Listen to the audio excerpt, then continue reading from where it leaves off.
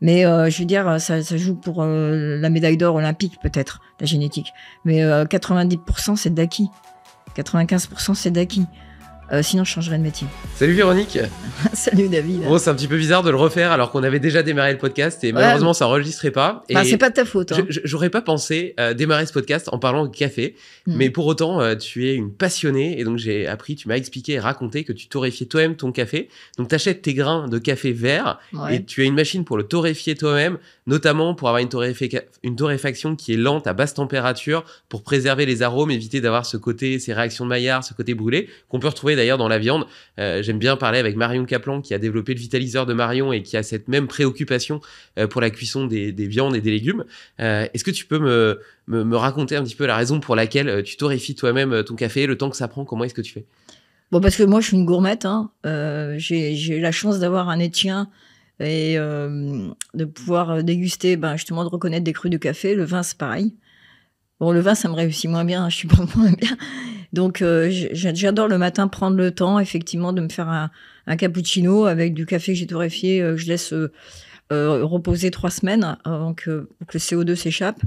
Donc je torréfie effectivement le café que j'achète vert.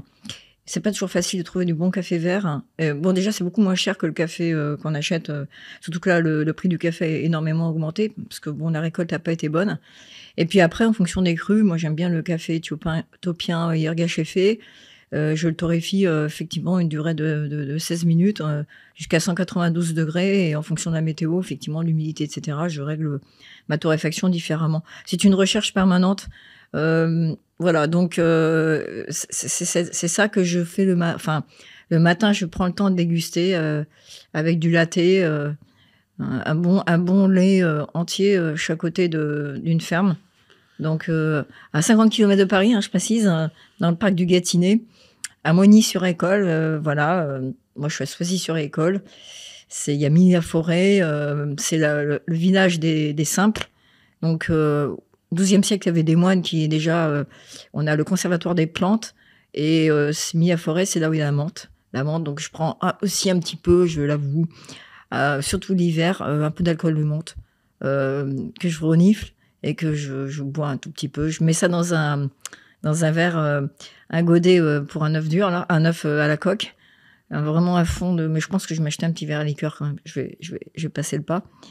Et voilà, je prends ça, ça enlève la sinusite, tout. Et puis après le petit café, voilà. C'est avant le café, c'est pas un pouce café. En tout cas, je trouve ça beau, tu vois, d'avoir ce rituel le matin autour du café et cette notion de temps long. Parce qu'aujourd'hui, t'as des machines d'espresso, t'as juste appuyé sur un bouton, paf, t'as ton café qui sort. Et donc, naturellement, tu perds un petit peu tout ce côté intentionnel de pleine présence, de saveur aussi. Moi, j'adore faire mon café moi-même. Je le moue moi-même également. Et puis, j'ai un Ario V60, c'est une espèce de tasse avec un trou en dessous. Et donc, j'ai ma bouilloire à bec de cygne. Et donc, je fais comme ça les ronds. Et voilà. Oui, t'as raison. Et si tu veux, ça prend un petit peu du temps. Et donc, en fait, avant même de boire mon café, j'ai déjà toutes les odeurs, j'ai déjà mes circuits dopaminergiques qui commencent à s'activer à l'idée de boire ma première tasse. Et j'ai un plaisir qui est décuplé parce que il est devenu précieux par le temps que ça m'a pris. Tandis que quand je suis ailleurs, tu vois, et qu'il y a une machine à café, j'ai juste appuyé sur le bouton. Et d'ailleurs, j'ai tendance à en boire beaucoup plus parce que t'as une telle simplicité en réalité que tu les enchaînes un petit peu sans même prendre le temps de les apprécier. Donc je trouve ça assez beau. Je connaissais pas cette capacité, cette possibilité de torréfier soi-même son café.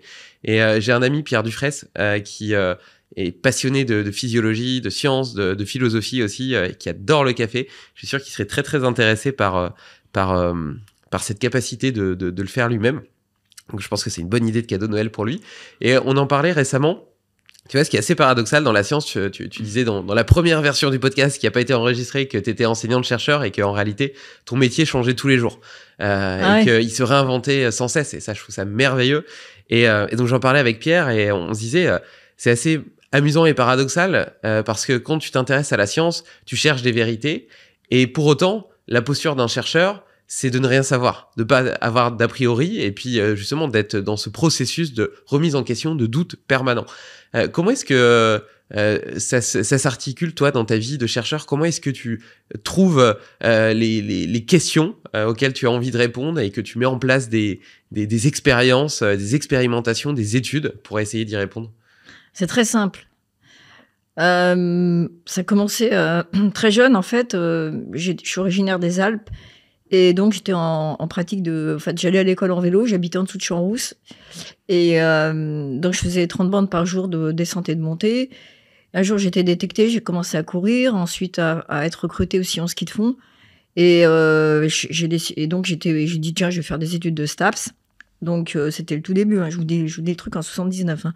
Je suis pas toute jeune. Donc, c'était vraiment le début. Il n'y avait pas de recherche en STAPS. Il y avait c'était professeur d'éducation physique ou rien. Et j'avais pas envie de faire ça. Et j'ai été passionnée par l'entraînement. Et il y avait l'entraînement du ski de fond qui était inspiré par les Suédois, les Norvégiens, etc. Il y avait des termes endurance max, intervalle naturel, fartlek, des choses en nature, notamment dans le Vercors, à l'instinct, en fait, un petit peu, voilà. Et à côté, je vivais aussi l'entraînement d'athlétisme. J'étais vice-championne de France de cross. Et donc, de 3000 mètres, etc., où c'était... D'ailleurs, c'est toujours l'entraînement actuel, hein, le mardi, 10 fois 200, intervalle court, et le jeudi, intervalle long, 4 fois 1000 mètres. Donc, c'était l'émergence de la VMA, etc. Donc, très calibré. Et j'étais entre ces deux choses-là. Et pour faire mon mémoire de master, enfin de maîtrise à l'époque, je me suis dit, je vais commencer à m'intéresser à l'émergence des courses hors stade. C'était en 81. Et donc, je suis partie à Sierzinal. Et donc, j'ai interviewé les gens, j'avais un questionnaire. Pourquoi vous faites ça? C'était en Suisse. Il n'y avait pas beaucoup de courses. Il y avait Marvejols-Monde et Sierzinal, les plus fameuses. Et là, les gens m'ont répondu. On m'a dit, t'as qu'à courir. Et je m'entraînais pour des trucs plutôt courts, hein, 3000 mètres. C'était cross-court aussi, 4 km à l'époque. Et les courses de ski de fond, c'était pas très long à l'époque pour les femmes. Et je gagne, mais haut la main, quasiment le record à 1 seconde.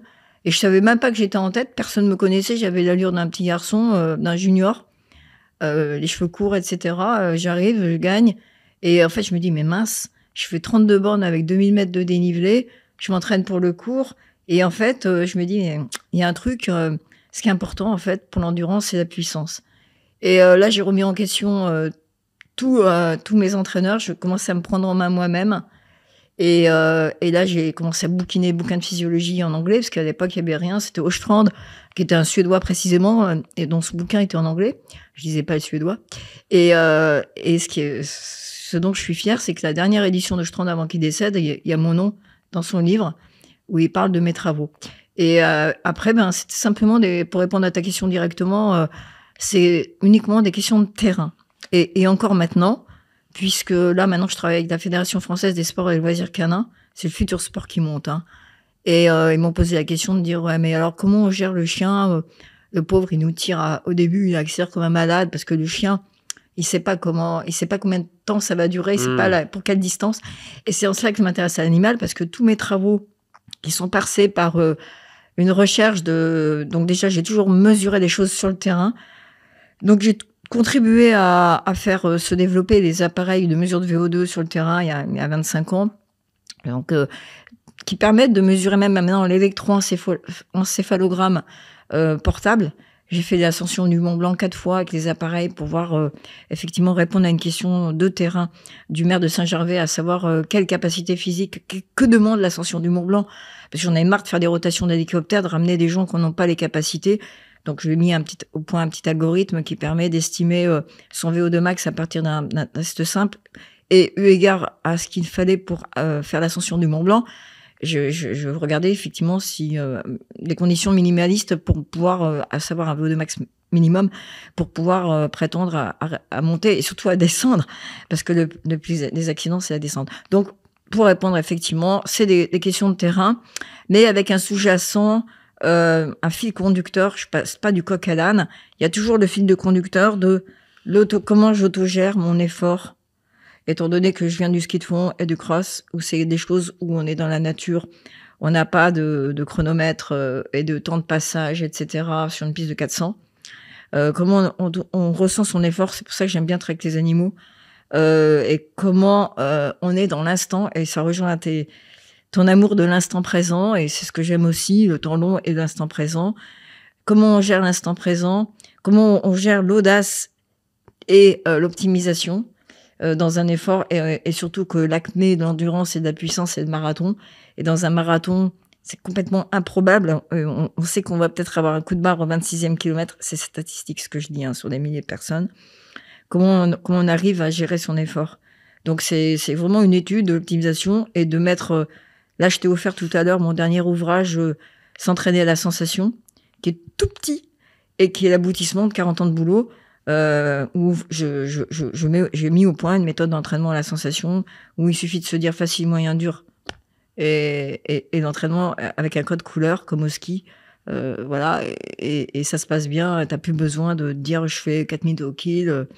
Faut absolument que je maintienne ça. Voilà. Donc pour moi, les outils de mesure sont uniquement pour apprendre à la personne à vérifier que sa sensation correspond à ce qui se passe dans son corps réellement. Voilà.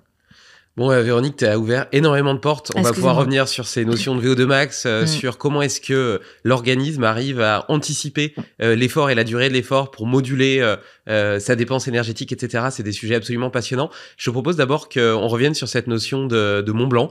J'ai fait un peu d'alpinisme, j'ai fait l'ascension du Mont Blanc. T'as raison de dire que la descente est en réalité le plus difficile parce que quelque part, et ça, je pense que c'est vraiment lié à l'aspect mental.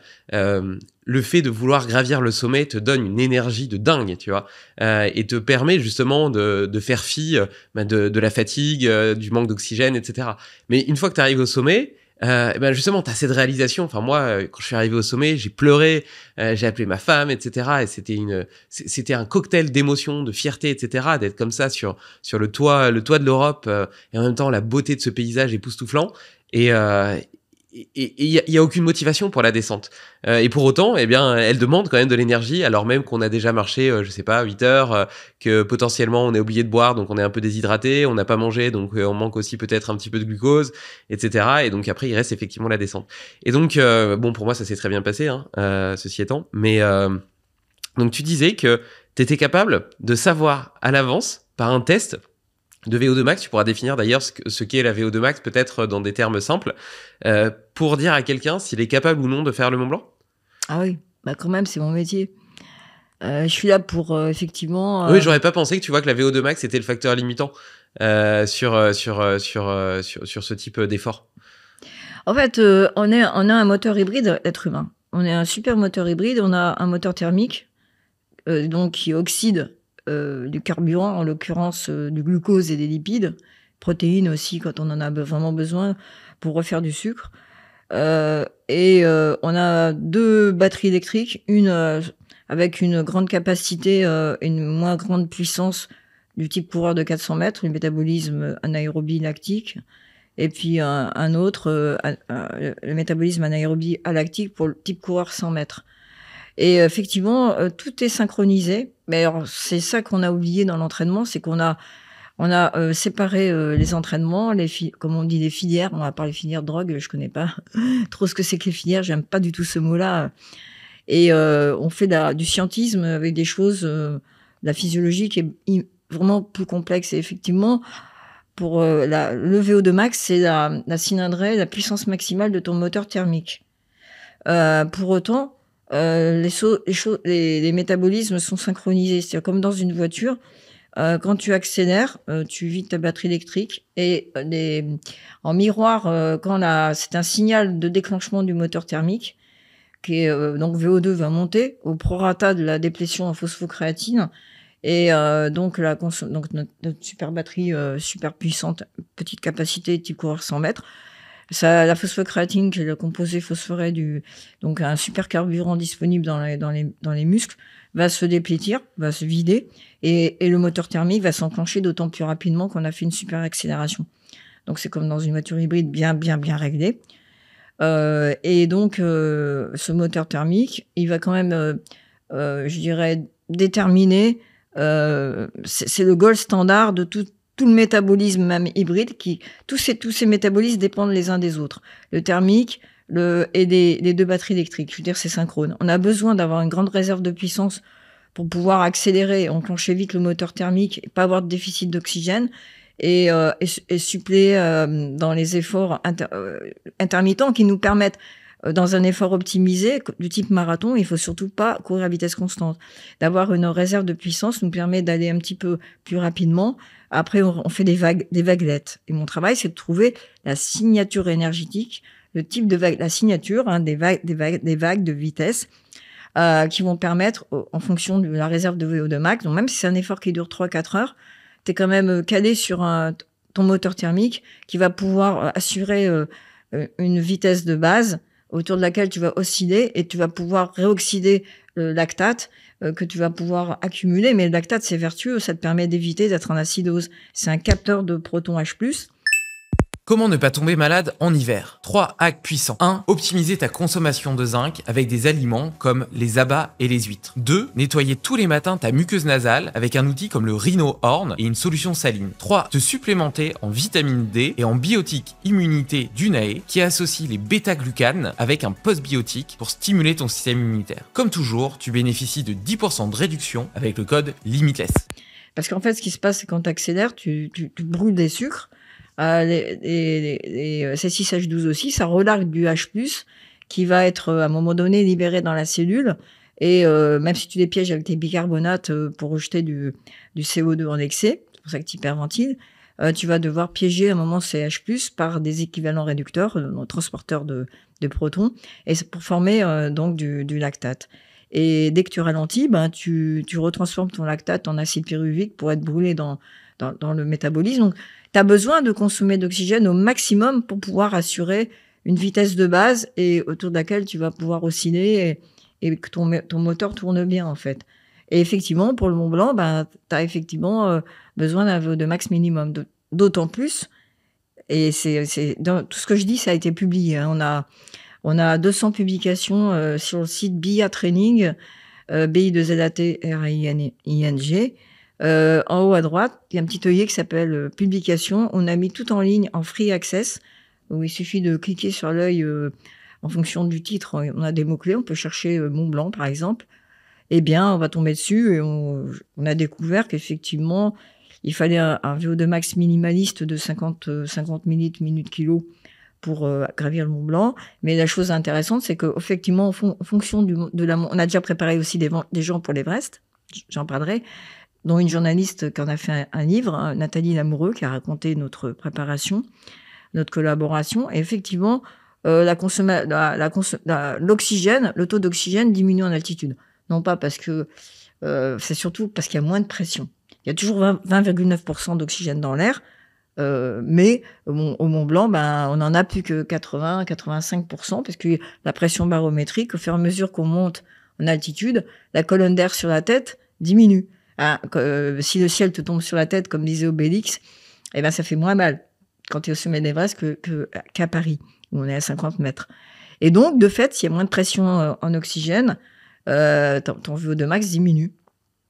Et surtout à partir de 3500 mètres, là, on a une sorte grâce à l'hémoglobine qui a un taux de saturation satisfaisant, et on a des mécanismes de maintien, de compensation jusqu'à peu près 3500 mètres. Alors maintenant, si on fait un effort du type ski de fond à fond la caisse, c'est pour ça que les compétitions sont limitées à 1800 mètres. Tu peux pas organiser une course trop en altitude de type ski de fond. 2000 mètres, ça doit être le maximum.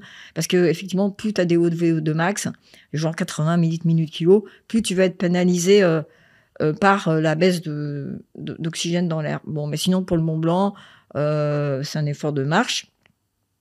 50 de VO2, c'est vraiment minimum, mais c'est bon, plus tu as un VO2 max élevé, plus tu es confortable. C'est ça, parce que tu as effectivement une réserve. Tu vas avoir besoin de mobiliser moins de pourcentage de ton VO2 max pour marcher, faire du dénive à 400 mètres heure. Donc, tu vas être en bas au petit train. Bon, je parle de la voie royale, tu vas être à 400 mètres heure. Puis, au fur et à mesure, 500 mètres heure, tu vas monter tu vas arriver à 250 mètres heure. À l'Everest, c'est du 50 mètres heure. Donc, ta réserve de VO2 max qui correspond à une vitesse ascensionnelle, donc ce que moi j'ai pu déterminer comme étant la vitesse maximale aérobie ascensionnelle, je l'ai écrit dans un de mes livres de vulgarisation. Effectivement, on va dépendre de ton VO2 max. Donc, un mec comme Kilian Jornet, il a une VMA ascensionnelle de 2000 mètres heure. Quelqu'un comme toi, je suppose, aura une vitesse maximale aérobie ascensionnelle peut-être de 800 mètres heure. 900 mètres heure. Donc, effectivement, ton VO2 max, il va caler ta vitesse ascensionnelle maximale aérobie. Et donc, le Mont Blanc, ben, ça va se gravir en moyenne à 80% de ta vitesse maximale ascensionnelle. Tout est calé. Voilà. Donc, si je résume, on a notre moteur électrique médié par la phosphocréatine, etc., qui est hyper rapide, qui permet d'accélérer. Et puis le moteur thermique, qui est celui qui nous permet plutôt de durer. Et donc, c'est celui-là qu'on qualifie de VO2 max. Et donc, la VO2 max, elle dit combien de temps ton moteur thermique, en gros, peut fonctionner de façon efficiente et donc prédétermine ta capacité à réaliser des exploits potentiellement d'endurance comme l'Everest ou le Mont Blanc. Petit bémol, ça sert aussi le moteur thermique à recharger la phosphocréatine. Oui. Ouais, je reviendrai après sur parce que et pour le sprinter c'est important sur les acides lactiques et lactiques et la lactate parce que je trouve ça intéressant, mais si on reste sur quelque chose de relativement simple, on va dire pour la partie Mont Blanc, donc déjà comment est-ce que j'estime ma VO2 max? Donc il y a des tests en laboratoire mais qui sont compliqués, chers, etc. Ils sont quand même peu accessibles aux communs des mortels. Tu pourras en parler. T'as mis au point le test Rabbit qui est hyper simple. Et sinon, qu'est-ce qu'on doit penser de la VO2 max estimée de montres comme Garmin par exemple qui étudie tes entraînements passés pour estimer ta VO2 max? Alors comment font-ils? Avant de donner mon avis, parce que j'ai pas d'avis, je vais vous expliquer comment ils font. C'est très simple. En fait, ils tracent toute l'activité, effectivement, comme tu l'as dit, que tu as faite, et ils regardent la durée. Par exemple, si tu as couru à 14 à l'heure pendant 4 heures, ils vont estimer que c'est un certain pourcentage de ta vitesse maximale aérobie. Voilà, de façon statistique, ils vont dire 4 heures à 14 à l'heure, ben, ça veut dire que 4 heures, c'est un effort qui correspond à 65% de la VMA. Donc, ils vont remultiplier ton 14 à l'heure par 1,35, d'accord? 65, donc c'est 1,35. 35 et 65, ça fait 1, 100. Et ils vont remultiplier ça, ils vont trouver que tu as une VMA de, mettons, 17 à l'heure, qu'ils vont remultiplier par 3,5, c'est le coût énergétique du kilomètre heure. C'est de combien j'ai besoin d'augmenter mon VO2 pour courir plus vite de 1 km/h à partir de 10 à l'heure. C'est une régression linéaire entre le coût énergétique et la vitesse. C'est assez particulier, mais l'être humain a toujours besoin de la même quantité d'oxygène pour accélérer de 1 km/h à partir de 10 à l'heure. Et donc, ils vont faire que des règles de 3, hein, genre CM2, quoi. Et ils vont dire, ben voilà, t'as tant de VO2 max. Voilà, donc c'est vraiment pas compliqué, en fait. Alors après, donc pas modulo, compliqué, mais en même temps, ça peut être relativement fiable parce qu'ils ont des données d'entraînement de plusieurs centaines d'heures enregistrées. Oui, mais modulo, c'est que le coût énergétique de 3,5 millilitres/minute/kilo pour courir de 1 km/h plus vite, ben c'est une moyenne sur des milliers de personnes. Mais moi, mon travail, c'est de travailler de faire de la haute couture pour tout le monde. C'est vrai que c'est difficile de faire de la haute couture pour tout le monde. Mais ce 3,5, il peut être 3, il peut être 4, il peut être 4,5. Il peut changer au cours de l'effort et en fonction de ta fatigue musculaire, puisque effectivement, le coût énergétique de la foulée, ça vous a pas échappé qu'on s'envoyait en l'air. Et que donc, la particularité de la course par rapport à la marche, c'est qu'on peut pas faire de transfert d'énergie cinétique en potentiel. En gros, à un moment donné, on n'a plus de pied à terre. C'est bien, la marche, elle est pendulaire. C'est-à-dire que, effectivement, j'ai pas besoin de relancer mon corps en partant de zéro. Quand j'atterris, je suis à zéro en énergie cinétique. Je suis station zéro en vitesse. Et je suis zéro en énergie potentielle parce que je suis à terre. Donc, il faut que je rebondisse. Et cette capacité à rebondir, ça épargne de l'énergie. On récupère de l'énergie élastique. Le muscle est élastique. Il se tire à l'atterrissage. Donc, c'est une phase excentrique. C'est ce qui occasionne les courbatures quand on redescend du Mont Blanc, puisqu'on a le muscle qui s'étire. Et on doit résister à cette force qui est de 6 fois le poids du corps, 7 fois le poids du corps. Et on doit être capable de rebondir. Et si on arrive à bien le faire, on va pouvoir descendre son coût énergique de 3,5 à beaucoup moins. Et c'est en cela que les Kenyans et toutes les personnes qui courent et qui font un peu de musculation et des skis et du fartlek en côte et en descente améliorent ce coût énergétique. Parce que c'est bien d'avoir un VO2 max élevé. Mais si c'est pour le gaspiller, eh bien, on récolte, la récolte est misérable. Donc, à la sortie, on a une vitesse. La vitesse est égale à VO2 max divisé par le coût énergétique. Est égal aussi au pourcentage de VO2 max qu'on est capable d'utiliser, en moyenne sur une distance, divisé par le coût énergétique. Là, je raisonne en vitesse moyenne. Mais c'est pour ça que c'est important de s'entraîner en musculation, mais attention, pas n'importe laquelle, pour courir et diminuer le coût énergétique. Voilà. Après, la musculation, on peut en parler de spécifique du coureur. Mais donc ce 3-5, pour revenir à la question Garmin, etc., c'est une valeur statistique qui va vraiment dépendre de la personne de personne à une autre. Ça, c'est la variabilité inter-individuelle, between. Et puis, la variabilité intra-individuelle d'un jour à l'autre, on n'est pas pareil. C'est ça qui est fascinant. Et donc, c'est la variabilité within, à l'intérieur de soi-même, d'un jour à l'autre. Et donc, en fonction de la fatigue musculaire, notamment du taux de glycogène qu'on va avoir, parce que pour rebondir, il faut du sucre. On peut pas rebondir, c'est ce qu'on appelle le glycogène burst. On doit brûler du sucre très rapidement pour rebondir.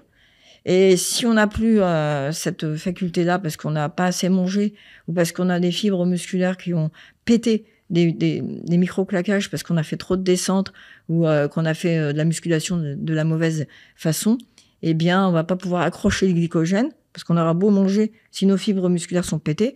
Et donc là, on va pas rebondir et notre coût énergétique va être augmenté. Donc, l'estimation du VO2 max, elle va pas être fiable. Voilà. Mais c'est surtout que d'une personne à l'autre, c'est pas la même chose. Mais ceci dit, c'est not too bad. C'est pas trop mal. C'est pas trop mal. Voilà. Mais bon, VO2 max, ça ne fait pas tout non plus pour rentrer dans les subtilités, parce que la force est importante aussi. Et la restitution de cette énergie. Bon, c'est génial parce que tu ouvres plein de portes. Je suis désolée. Non, mais c'est génial. Là, dans ma tête, j'ai l'impression d'être à Noël, tu vois, un gosse à Noël avec plein de cadeaux sous le sapin, et donc je vais les ouvrir un par un. On va continuer quand même sur cette idée de VO2 max et d'ascension, d'alpinisme. Je trouve que c'est un bel exemple applicatif de la façon dont tout ça s'articule. Et donc, admettons que, étant donné que j'ai fait le Mont Blanc, j'ai une VO2 max de 50 et que je veux faire l'Everest. J'imagine que pour faire l'Everest, il me faudrait une VO2 max plus importante. Et pour autant, j'ai 33 ans et j'ai entendu dire que on pouvait plus augmenter la VO2 max après 25 ans. Est-ce que j'ai encore un potentiel de développement? Et alors là, je vais m'effondrer. Non, mais j'ai une idée de la réponse derrière, mais c'est pour te permettre justement de nous expliquer un petit peu comment est-ce que tout ça s'articule. Alors, je vais vous raconter quelque chose de très important, très philosophique et qui m'a occasionné, en fait, qui m'a permis de conduire ma vie de chercheur. Donc, déjà, l'être humain est un être d'acquisition. Et la génétique, d'accord, ça va faire peut-être la différence parce qu'il faut quand même avoir des grandes jambes. Enfin, faut quand même avoir un physique pour courir, être champion olympique, d'accord. Mais je veux dire, ça joue pour la médaille d'or olympique peut-être, la génétique. Mais 90% c'est d'acquis, 95% c'est d'acquis. Sinon, je changerais de métier. Mais c'est génial déjà de dire ça, je suis content. Il faut vraiment l'écouter, l'entendre, parce que ça veut dire que n'importe qui est capable de suivre ses rêves, de faire ce qu'il a envie de faire, à partir du moment où il met en place le plan d'entraînement adéquat pour réaliser ses objectifs. Et surtout qu'il est à l'écoute de son corps et qu'il arrête de regarder Internet et d'avoir des injonctions et de se sentir prisonnier des derniers trucs à la mode. Moi, j'ai entraîné quand même le fameux Robert Marchand, qui était le centenaire qui a battu les records du monde en vélo. Et j'ai démontré à la face du monde, et c'est publié, qu'il est possible d'améliorer son VO2 max après 100 ans. Incroyable. Le gars, il faisait 23 km dans l'heure, et je l'ai passé à 100 ans et à 103 ans. Il est monté à 27 à l'heure. OK? Et on est passé de 30 de VO2 max. Attends, 27 km/h? Non. Ouais. À Saint-Quentin en Yvelines, sur la piste olympique, il a fait 25 km/h. J'étais sur la piste, mais c'est relaté, hein, tout ça. Même le New York Times nous a interviewés et nous a parlé de génétique. Et là, j'ai dit, quel est le secret? Parce qu'on voulait quand même, on m'a proposé $10,000 pour prendre de l'ADN dans la joue de Robert. Et on m'a dit, quel est le secret? Et moi, j'ai dit, le secret de Robert. Il s'est entraîné. Oui, mais surtout, il avait des copains, un club. Il sortait, il allait faire son marché. Le gars, il vivait à Mitry-Mory, dans un HLM, au rez-de-chaussée, avec une pension de misère de 800 € par mois. OK? Mais bon, il buvait du vin, il mangeait du poulet, de la viande, pas trop parce que c'est cher, mais il en mangeait quand même. Il mangeait beaucoup de boîtes de conserve, le pauvre. Il vivait dans une pièce avec son vélo au bord du lit. Bon, pour autant, c'était minimaliste, c'était pas forcément choisi. Mais il avait surtout des copains, il était socialisé et il lisait le journal tous les jours. Il s'intéressait à la politique, il avait même encore sa carte de la CGT. Pour dire, c'est le gars socialisé. Bon, j'ai dit ça aux Américains, ils comprenaient pas trop. Il lisait l'Humanité tous les matins. Il était socialisé. Il se préoccupait des autres, de la société. Et ça le maintenait. Effectivement, il s'entraînait, mais à la sensation. Et le bénéfice de l'âge, c'est qu'on a une meilleure connaissance de soi. Si on n'est pas en train toujours d'aller chercher la meilleure version de soi-même, je vous recommande d'aller voir The Substance, le film avec Demi Moore, qui est l'acmé de l'aberration de vouloir toujours chercher la meilleure version de soi-même. Donc, pour résumer, on peut améliorer son VO2 max après 100 ans. Donc, je pense qu'après 32 ans, mais encore une fois, je changerais de boulot si tel n'était pas le cas. Et deuxième question, pour l'Everest, il n'y a pas besoin d'avoir un VO2 max élevé. Je vais dire pourquoi. Petite devinette. Je laisse un petit blanc pour les auditeurs pour qu'ils devinent. Parce que tu montes avec de l'oxygène. Alors, moi, je parle sans oxygène, les mecs. Ok. Hein. Ok, parce que, voilà. Eh bien, ceci dit, c'est pas recommandé pour les neurones. De toute façon, que ce soit avec sang ou avec oxygène, on va pas, même avec les bouteilles, on va être à 7000 mètres. Hein. Mais il faut quand même savoir quelle est la vie permanente, la hauteur de la vie permanente maximum sur Terre. Question de 1000 €. À partir de quelle altitude on est dans la zone de mort? Non, le plus haut village de vie permanente. Je sais pas, je dirais 4005, 4004. 6004. 6004, Ouais. wow. Et ça veut dire que derrière, il n'y a pas suffisamment d'oxygène pour vivre. Donc, de toute façon, même si tu as un VO2 max de folie, la pression barométrique, t'as compris, est tellement basse, il n'y a pas d'oxygène dans l'air. Donc, tu vas pas pouvoir utiliser ton VO2 max. De toute façon, il va pas te servir à grand-chose. Il va te servir jusqu'au camp de base. OK? Mais après, il faut développer des capacités, des moteurs électriques. Et faire de l'intermittence, c'est-à-dire marcher par intermittence. Quand tu parles de développer tes moteurs électriques, tu parles des mitochondries?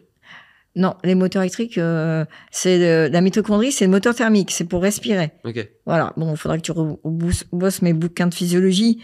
Hein, j'ai fait de bons bouquins, je fais de la pub manuel de physiologie pour l'entraînement, méthodologie. 6e édition, il a 20 ans d'âge. C'est un grand classique maintenant et c'est ce que mes étudiants étudient.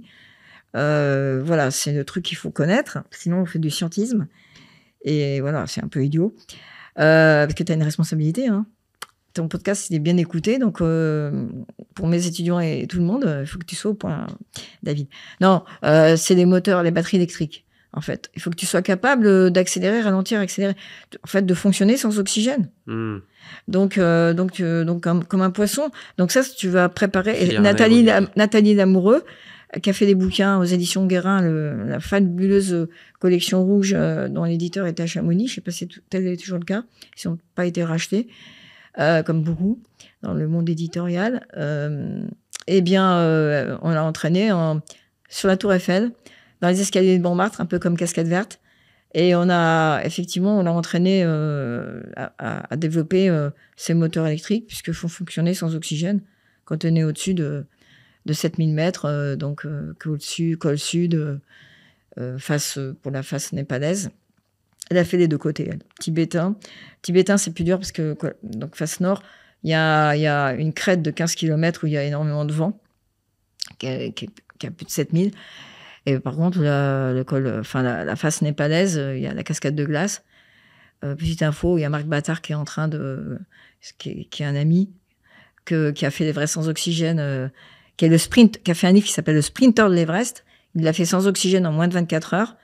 Et là, il a 70 ans et il y retourne. Et il a ouvert une voie alternative à la cascade de glace. Voilà. Beaucoup moins dangereuse.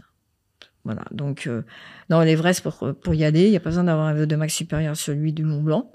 Parce que Nathalie Lamoureux avait une VO2 max 40. Mais bon, on l'a amélioré. Donc au final, tu vas plutôt travailler sur les voies anaérobiques. Tout à fait. D'accord. Donc ouais. c'est assez marrant de voir que t'as un type de moteur qui va être mieux adapté au fait d'arriver jusqu'au camp de base, et puis un autre type de moteur qui va être mieux adapté pour la suite. Ouais, mais tout est synchronisé. C'est un moteur avec plusieurs. Oui, c'est notre vision un peu dualiste qui a tendance à séparer les choses. Exactement. Mais elles sont toujours un petit peu, elles avancent toujours en synergie. Tout à fait. Je partage un petit témoignage, tiens. Quand tu disais qu'on pouvait développer la VO2 max à n'importe quel âge et que les prédispositions génétiques faisaient simplement la différence pour avoir la médaille olympique,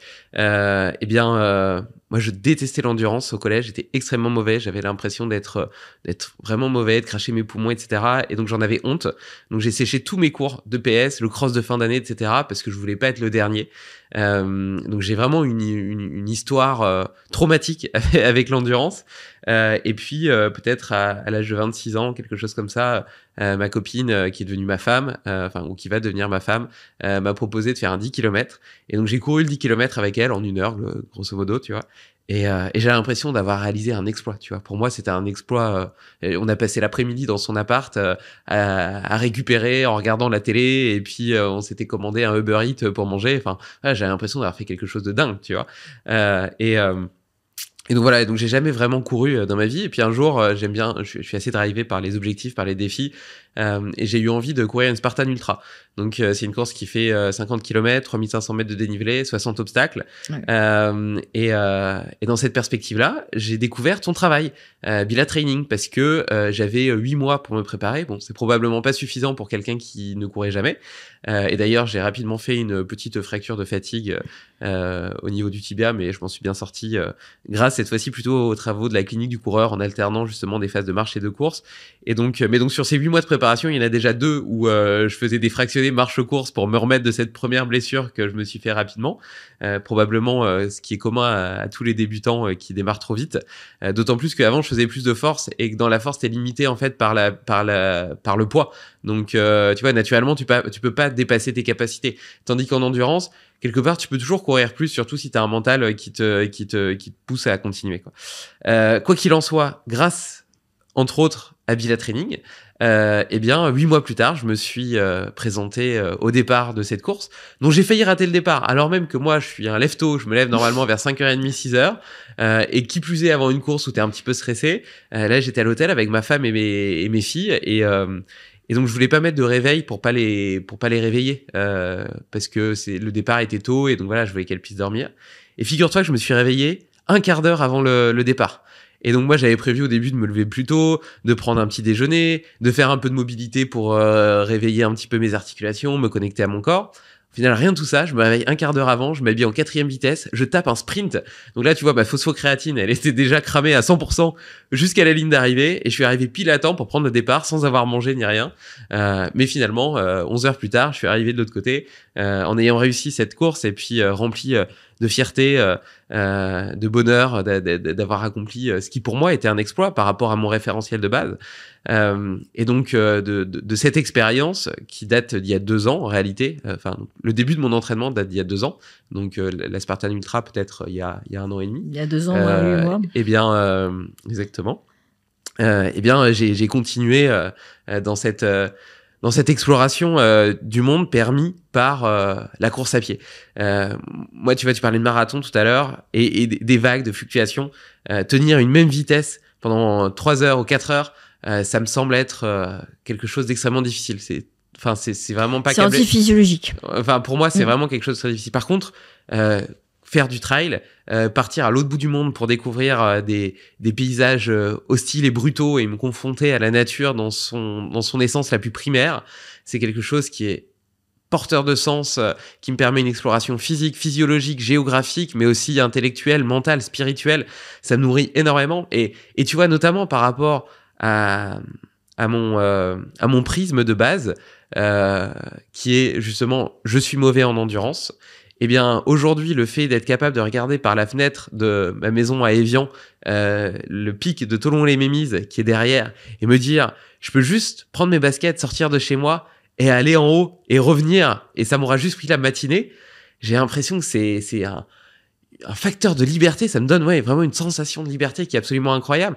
Et d'autant plus maintenant que je m'entraîne justement pour ces courses par étapes à l'autre bout du monde, où comme je te le disais, je fais 250-260 km avec un sac à dos, mais du coup ça veut dire que j'ai toutes mes affaires avec moi, ma nourriture, mon sac de couchage, voilà.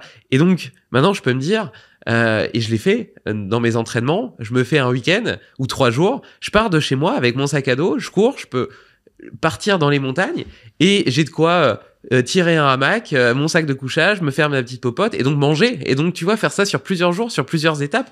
Et ça me donne la sensation, en fait, que comme si je pouvais aller n'importe où dans le monde, tu vois, sans aucun autre moyen que mes jambes. Et ça, je trouve que c'est hyper grisant. La conclusion, c'est de dire qu'effectivement, quelles que soient tes prédispositions initiales, qui pour ma part, en tout cas, étaient pas très élevées pour l'endurance. Et d'ailleurs, je le constate, tu vois, si je m'aligne sur un marathon ou sur un trail court, on va dire, de 30 km, je suis certain d'être peut-être en milieu de peloton, mais clairement pas en tête. Par contre, sur des événements plus longs, etc., je vais avoir plus de capacité de m'exprimer parce que c'est plurifactoriel. Il n'y a pas que la notion de forme physique, il y a la notion de mental, de gestion des blessures, de récupération, de matériel, voilà, c'est tout un ensemble de choses.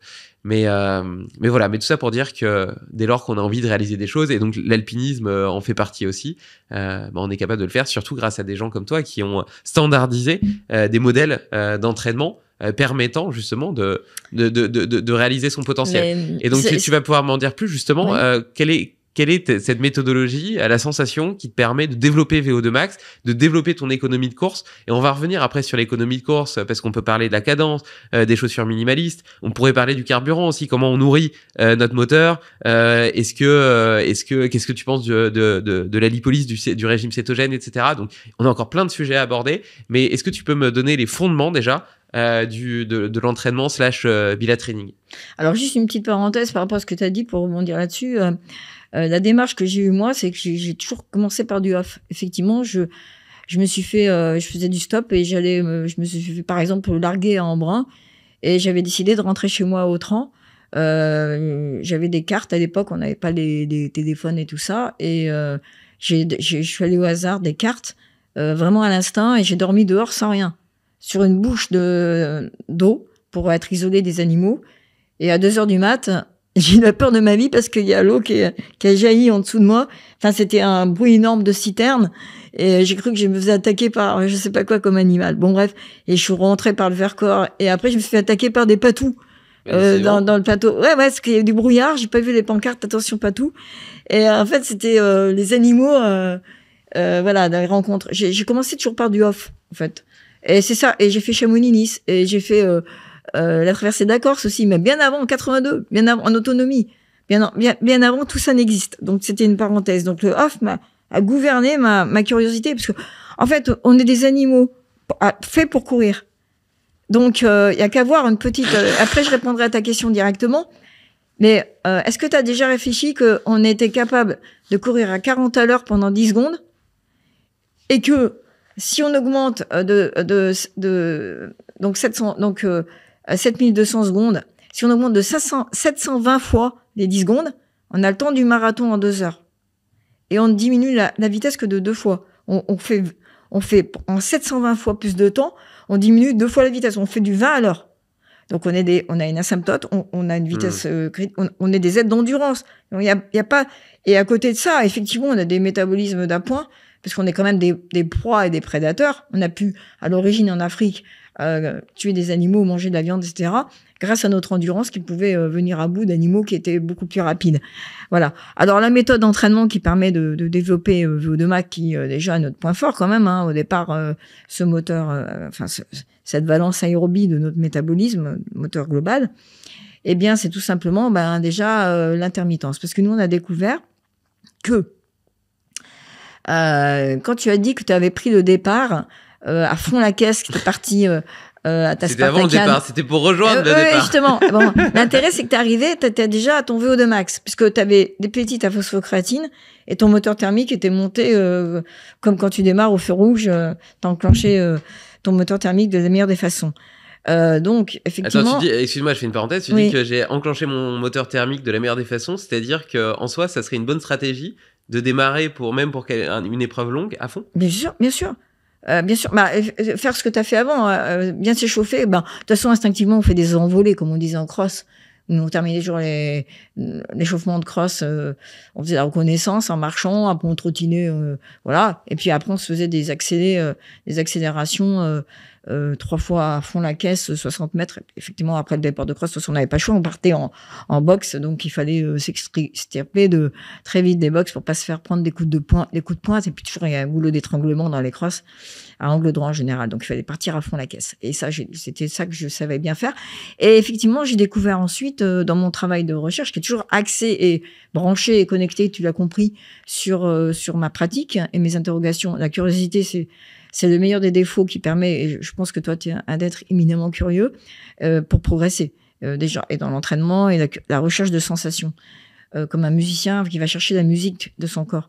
Eh bien, pour effectivement monter son VO2 max, il faut faire des accélérations.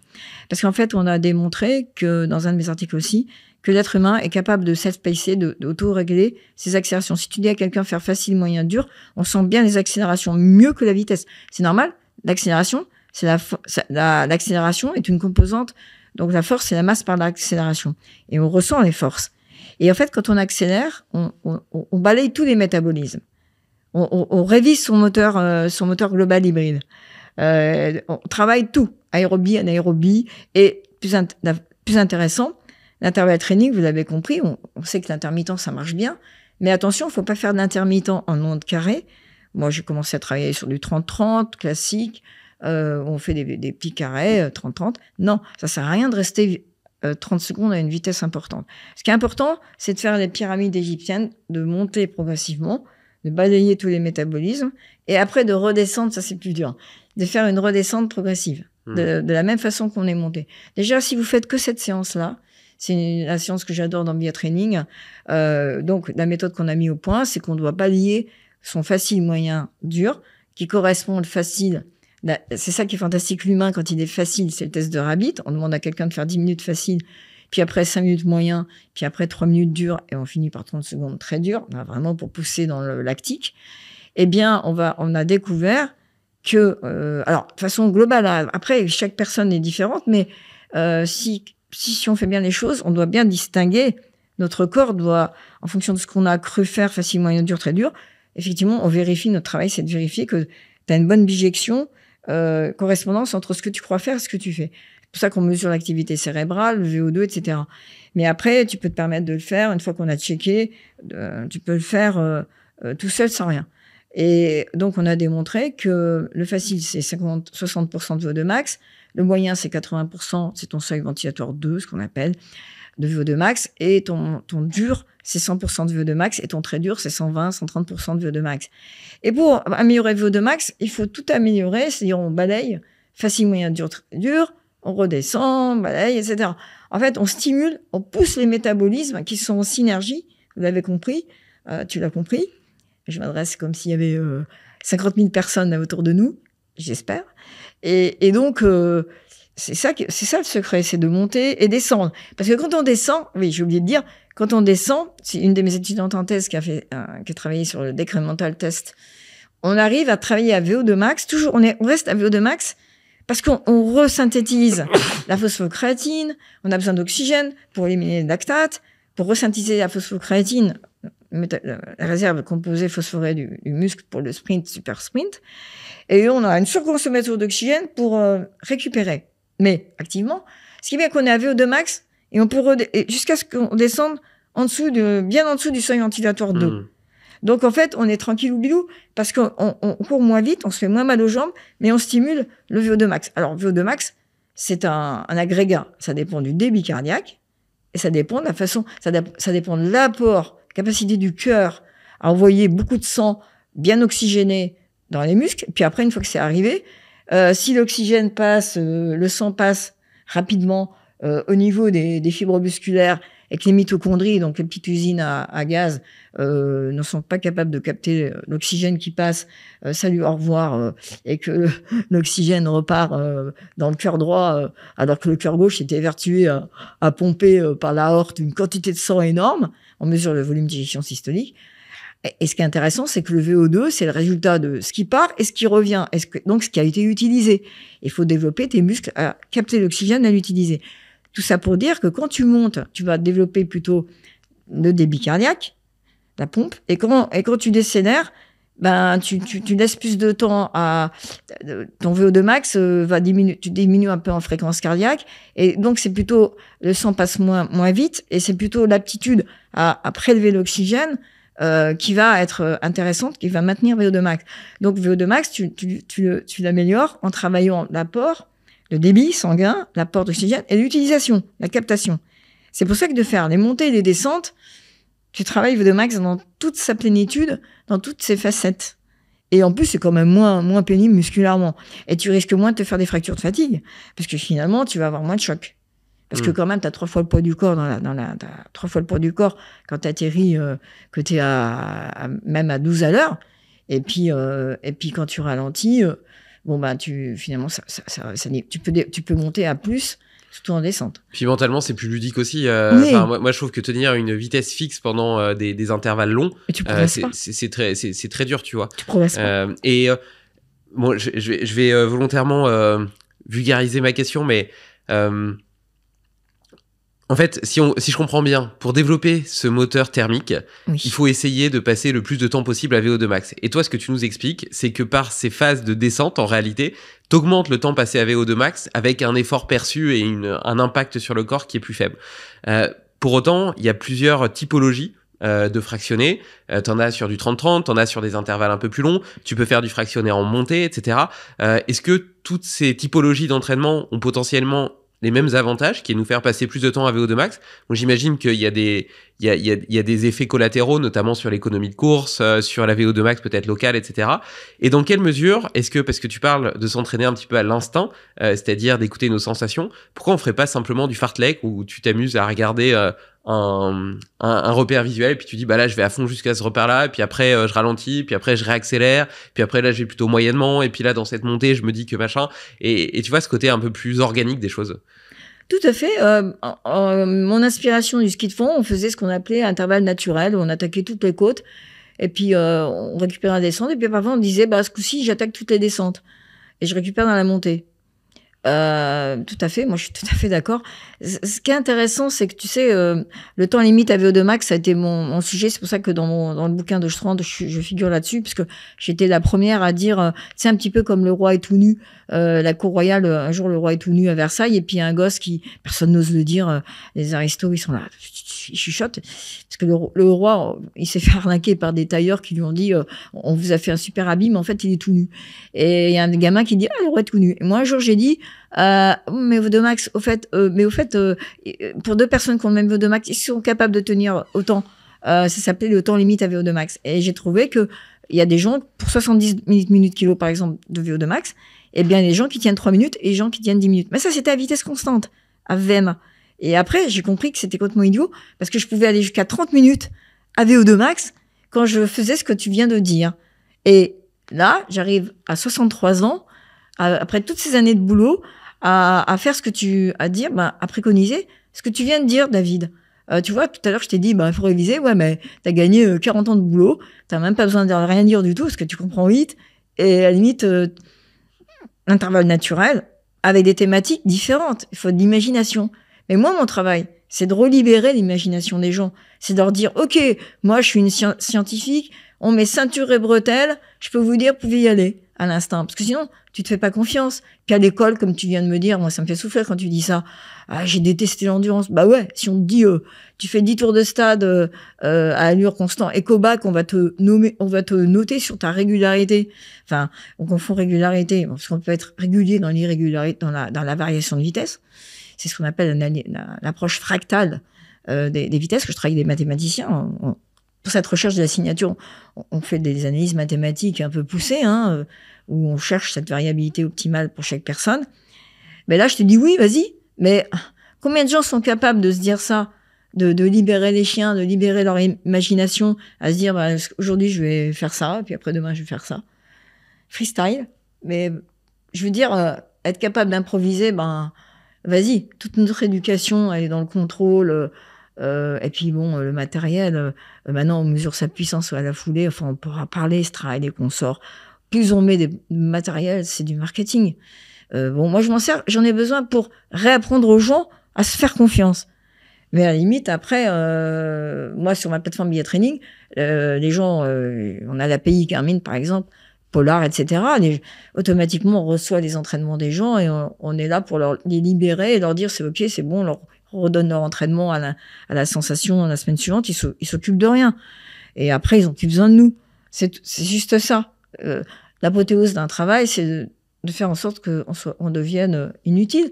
Mais là, il y a du boulot quand même, parce qu'on est quand même 8 milliards de personnes sur la Terre et il y a quand même des millions de personnes maintenant qui terminent un marathon. La moyenne d'âge sur le marathon de Paris, c'est 44 ans, hommes et femmes, entre parenthèses. Le taux d'arrivée, il y a très peu d'abandon, 85% d'arrivée, que 15% d'abandon, donc, parce qu'on est quand même des êtres d'endurance et de volonté. Quand on sait lancer des défis, on le fait. Ça, c'est vraiment bien. Et donc, mon travail, maintenant, s'axe de plus en plus sur la limitation de VO2 max par le cerveau. Donc, j'ai déposé le concept de cerveau de max, puisque, effectivement, à un moment donné, quand on commence à hyperventiler, les ondes bêta diminuent, on n'a plus trop envie, on lâche l'affaire, surtout les mecs. Les femmes sont beaucoup plus déterminées. Et attention, il faut faire attention, parce que les femmes, elles peuvent se faire mal à l'entraînement aussi, trop. Tu sais, pour moi, si je devais courir 10 km par exemple en 3 quarts d'heure, ce qui correspond probablement à ce que je pourrais faire de mieux en termes de performance, sans même jamais l'avoir... Beaucoup mieux. Enfin bref. Je pense qu'en termes de perception d'effort, je serais à 10 sur 10. Par contre, en faisant la même chose, mais en mode fartlek, donc avec des moments où je prends un repère, je sprint, et puis... Enfin, je sprint. Voilà, en fonction de la durée du repère, parce que comme tu le dis très bien, je suis à chaque fois frappé par la capacité du cerveau à autoréguler la vitesse en fonction de la durée et de la distance. C'est ça qui est incroyable. Mais donc, tu vois, cette alternance, on va dire, d'accélération et puis récupération, me permettrait d'avoir le même résultat avec un effort perçu qui est beaucoup plus faible. Et donc, parfois, je fais des séances comme ça un peu plus techniques, entre guillemets, avec des fractionnés. Et malgré le fait qu'il y ait un échauffement, qu'il y ait les phases de récupération où je cours hyper lentement, etc., j'arrive sur des temps moyens en kilomètres, global sur la séance, qui sont meilleurs que sur des choses où je vais avoir essayé de garder une vitesse constante. Et donc, la question que j'ai à te poser par rapport à ça, c'est est-ce que c'est lié justement à cette VO2 max du cerveau? C'est-à-dire que la linéarité est tellement boring, tellement dur d'un point de vue mental que je m'auto-limite, ou bien est-ce que c'est lié à ce recyclage des lactates et d'ailleurs j'en profite pour te donner l'opportunité d'expliquer, si possible en des termes simples, comment est-ce que l'acide lactique et les lactates sont une réserve énergétique et pas un déchet métabolique qui crée de l'acidose, etc. Parce qu'il y a quand même eu cette confusion qui est quand même généralisée et encore colportée par les médias, etc., que l'acide lactique est quelque chose de négatif, que c'est ça qui limite la performance, etc. Alors que, tu l'as dit tout à l'heure, enfin tu l'as évoqué, tu as introduit le fait que c'était plutôt une réserve énergétique.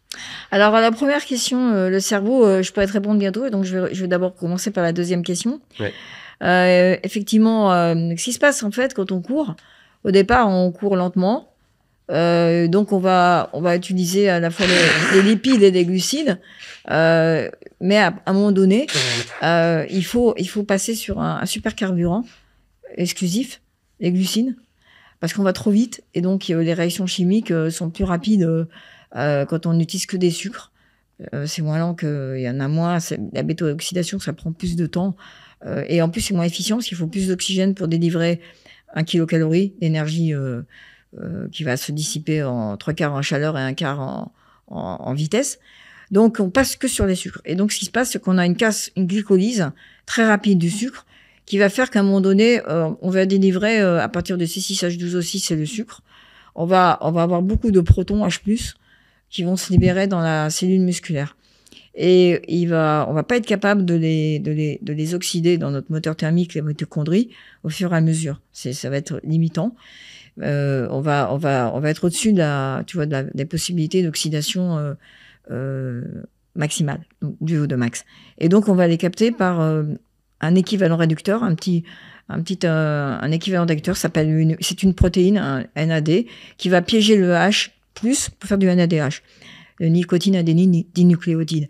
Et donc ça va permettre, mais à un moment donné, on n'aura pas assez d'équivalent réducteur. Donc, c'est l'acide pyruvique qui va prendre le H+, un intermédiaire de transformation du sucre, pour faire du lactate. Et si on ralentit, le lactate va se retransformer en acide pyruvique pour pouvoir après rentrer dans la mitochondrie, dès qu'on ralentit un peu, dans l'usine à gaz de la fibre musculaire, qui a une partie cytosolique où là, il se passe pas d'oxydation, c'est des fermentations du sucre. En fait, le lactate, c'est comme dans un yaourt. Hein. Lactose fermente pour faire du lactose, du lactate, enfin un acide lactique dans le yaourt, mais chez l'être humain, c'est du lactate. Et donc, l'intérêt, c'est quand on ralentit, cette réserve d'énergie, c'est un peu comme une capacité de pile électrique, elle est retransformée en acide pyruvique qui passe dans le cytosol pour être oxydé, comme donc reprendre cette étape intermédiaire où s'en était arrêté la case du sucre. En fait, ça revient dans le circuit de la case du sucre. Voilà, donc c'est une réserve énergétique, effectivement, à condition que l'on varie la vitesse. Voilà. Je fais quand même une parenthèse parce que c'est quand même incroyable ce processus-là. C'est-à-dire que le système qui permet de tamponner ces déchets métaboliques, cette acidose qui est liée à l'effort, est recyclé pour ensuite être traduit en énergie lorsque tu ralentis. Enfin, c'est magique, c'est merveilleux quand il pense. Comme la batterie électrique qui se recharge. Oui, c'est vrai. Avec le moteur thermique. C'est pour ça que la consommation d'oxygène, quand tu ralentis de ta pyramide d'intervalle, elle reste à son maximum. Que tu élimines, tu as besoin de refaire de phosphocréatine. Donc, par exemple, un sprinter, à chaque récup, il lui faut du VO2 entre les séries, les répétitions, pour refaire de la phosphocréatine. C'est pour ça qu'on a eu l'occasion de tester des sprinters de très haut niveau. Le premier Français qui a fait moins 10 secondes au 100 mètres, le premier blanc, pour pas dire son nom, il avait un VO2 max insuffisant. C'est aussi pour ça qu'il se pétait tout le temps. Et on avait fait l'audit, on était descendu sur le terrain, dans son club, voilà. Donc, il y a eu trop d'erreurs d'entraînement. Toi, t'es sprinter, de même que le coureur à pied a besoin de force et de puissance. Donc, voilà pour ta deuxième question. Pour la question du cerveau boring, donc à une vitesse constante, écoute, figure-toi que je vais pouvoir te répondre très bientôt. Parce que cet appareil d'électroencéphalogramme, moi, faut dire que tout mon travail via training permet d'autofinancer, puisque les financements du service public, moi je suis fonctionnaire, je suis professeur des universités depuis très longtemps, 38 ans en maître de conférence, ensuite professeur des universités, les thèmes de recherche sont fléchés par l'Europe de plus en plus, et par l'Agence nationale de la recherche, qui met beaucoup d'argent dans la génétique, beaucoup d'argent dans la biologie moléculaire, maintenant dans l'intelligence artificielle, choses comme ça, mais rien sur l'entraînement. Vous pouvez l'imaginer. Donc, tout ça pour dire que BIA Training, tout l'argent BIA Training, des entraînements, de tout ce qu'on dispense, etc., sert à la recherche. Et on vient juste de pouvoir acquérir pour 30 000 euros, parce que les appareils de VO2, c'est 35 000 euros. Quand tu vas faire un test chez moi, tu en as pour 60 000 euros de matériel sur le dos, ultralight, pour aller sur le terrain. Quand j'ai fait le Mont Blanc, j'avais 8 alpinistes équipés entièrement, et j'ai fait 4 fois le Mont Blanc dans la foulée pour avoir suffisamment de sujets. Voilà, donc c'était un travail, puis financement de l'ascension, heureusement que le maire de Saint-Gervais m'a aidé, et la Compagnie des Alpes. On a des sponsors, etc. On est entièrement autofinancé. Et donc, je viens juste de pouvoir acquérir, ce qu'on est limité quand même par l'argent, et les nouvelles technologies qui sont pas toujours adaptées au terrain. Et l'électroencéphalogramme, je viens de l'avoir. Donc maintenant, je vais pouvoir répondre à ta question. On est en train de faire des manips. Et d'ailleurs, j'ai monté une association, 1901, l'association pour la science de l'entraînement personnalisé, ACEP. Je fais un blog tous les dimanches soirs pour pouvoir faire en sorte que les gens aussi curieux que toi puissent avoir gratuitement des informations. Ils donnent ce qu'ils veulent, hein, c'est sur Hello Asso. Et après, ils ont tous les tests gratuits. On fait pas gratuit aux autres parce que voilà, là c'est participatif. Et donc, pour répondre à ta question, je vais pouvoir le dire parce qu'en ce moment, on a un protocole. On fait un appel à toute personne qui veut donner son corps de son vivant, à savoir venir faire un test et pouvoir répondre à la question, est-ce que mon cerveau est limitant quand on est à vitesse constante ou à vitesse variable? Quelle est la différence pour un effort moyen égal? Voilà. Je mettrai le lien vers l'association, et puis en réalité c'est un blog aussi où justement toutes les semaines tu partages le fruit de tes recherches. En avant-première. Hyper instructif, hyper intéressant. Ouais, donc c'est marrant c'est un peu marrant. Ouais, donc je vais vraiment le partager. Ça c'est vraiment une ressource à lire et à utiliser, et en plus ça soutient ton travail.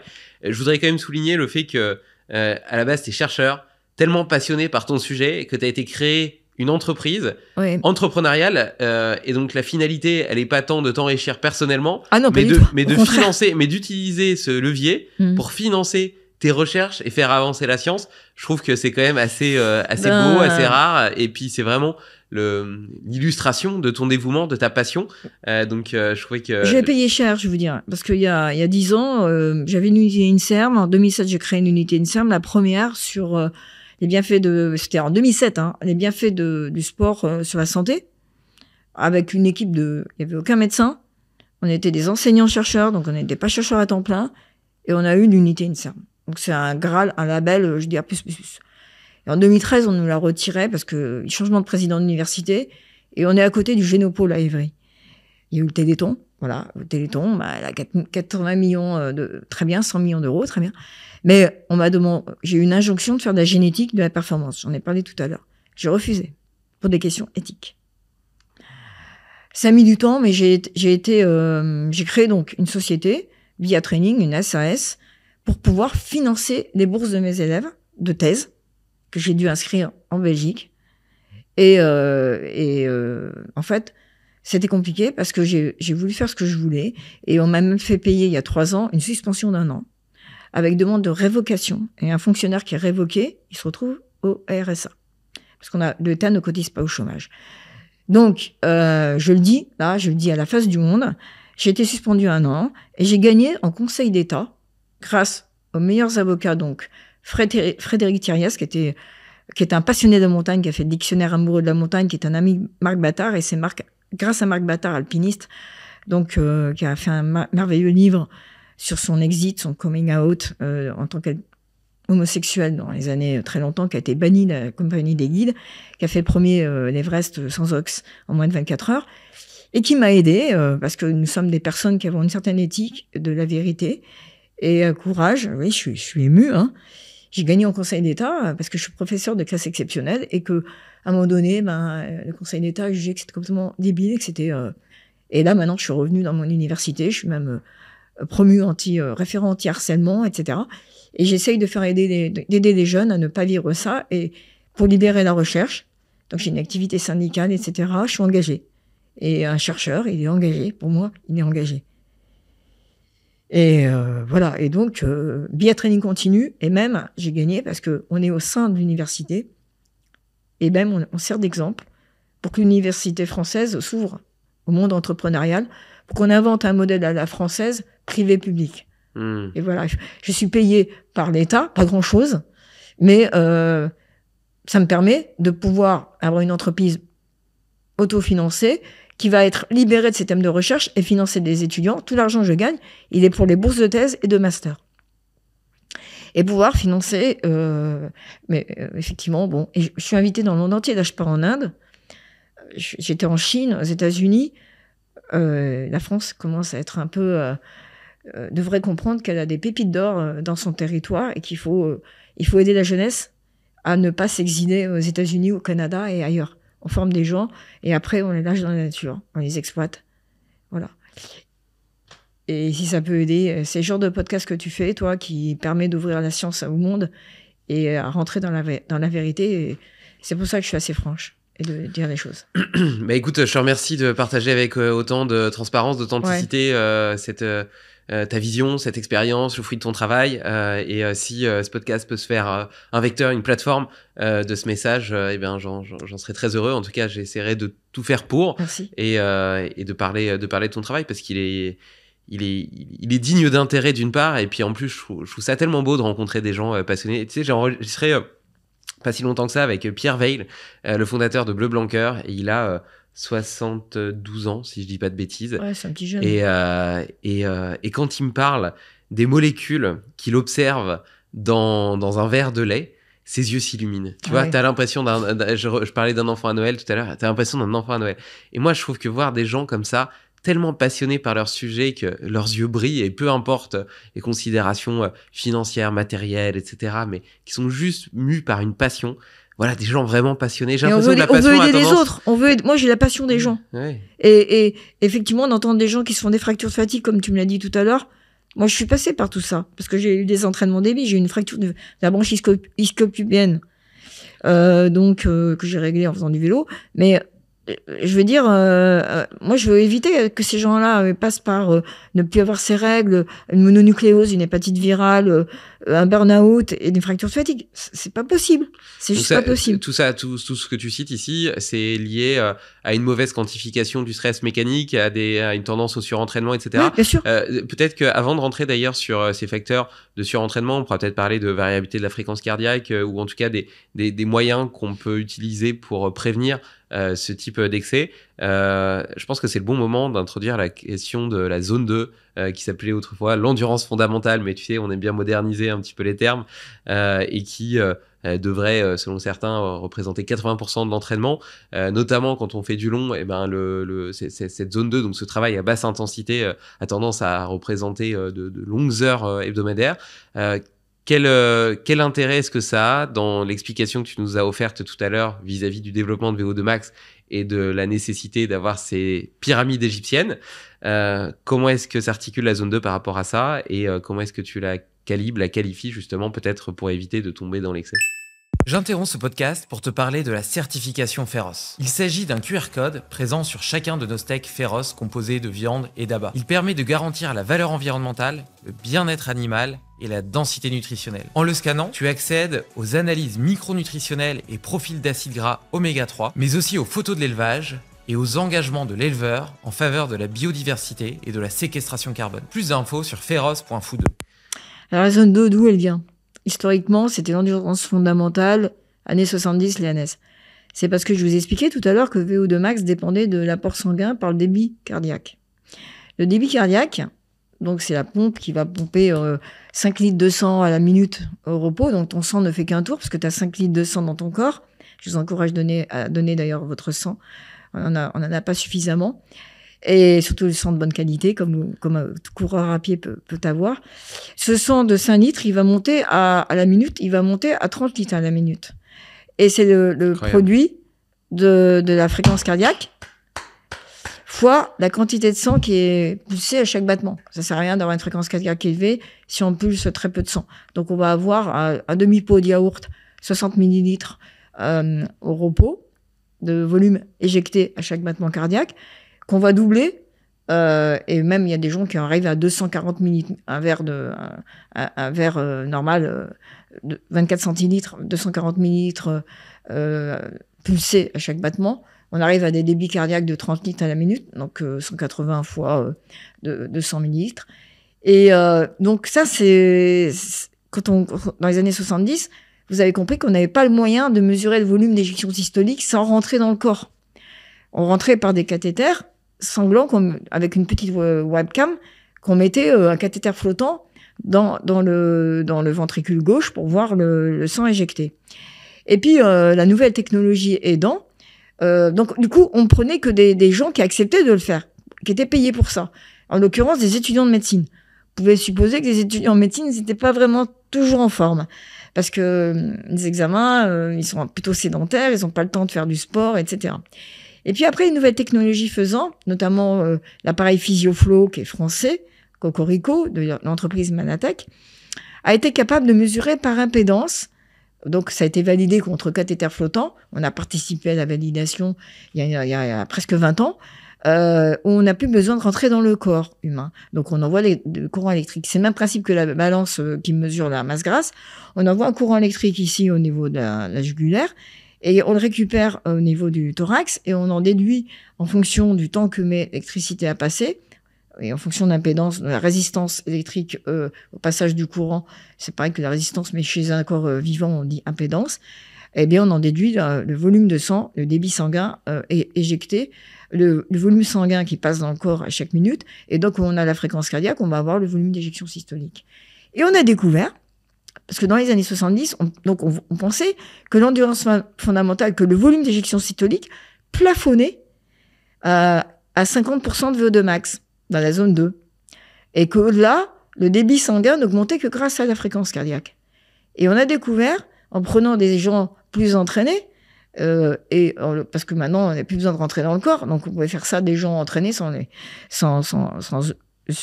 je dirais pénaliser l'entraînement, parce que c'est quand même difficile de faire entrer un cathéter. On peut pas s'entraîner quelques jours après. Eh bien, on a découvert qu'on pouvait monter le volume d'éjection systolique jusqu'à VO2 max. chez les gens qui optimisent.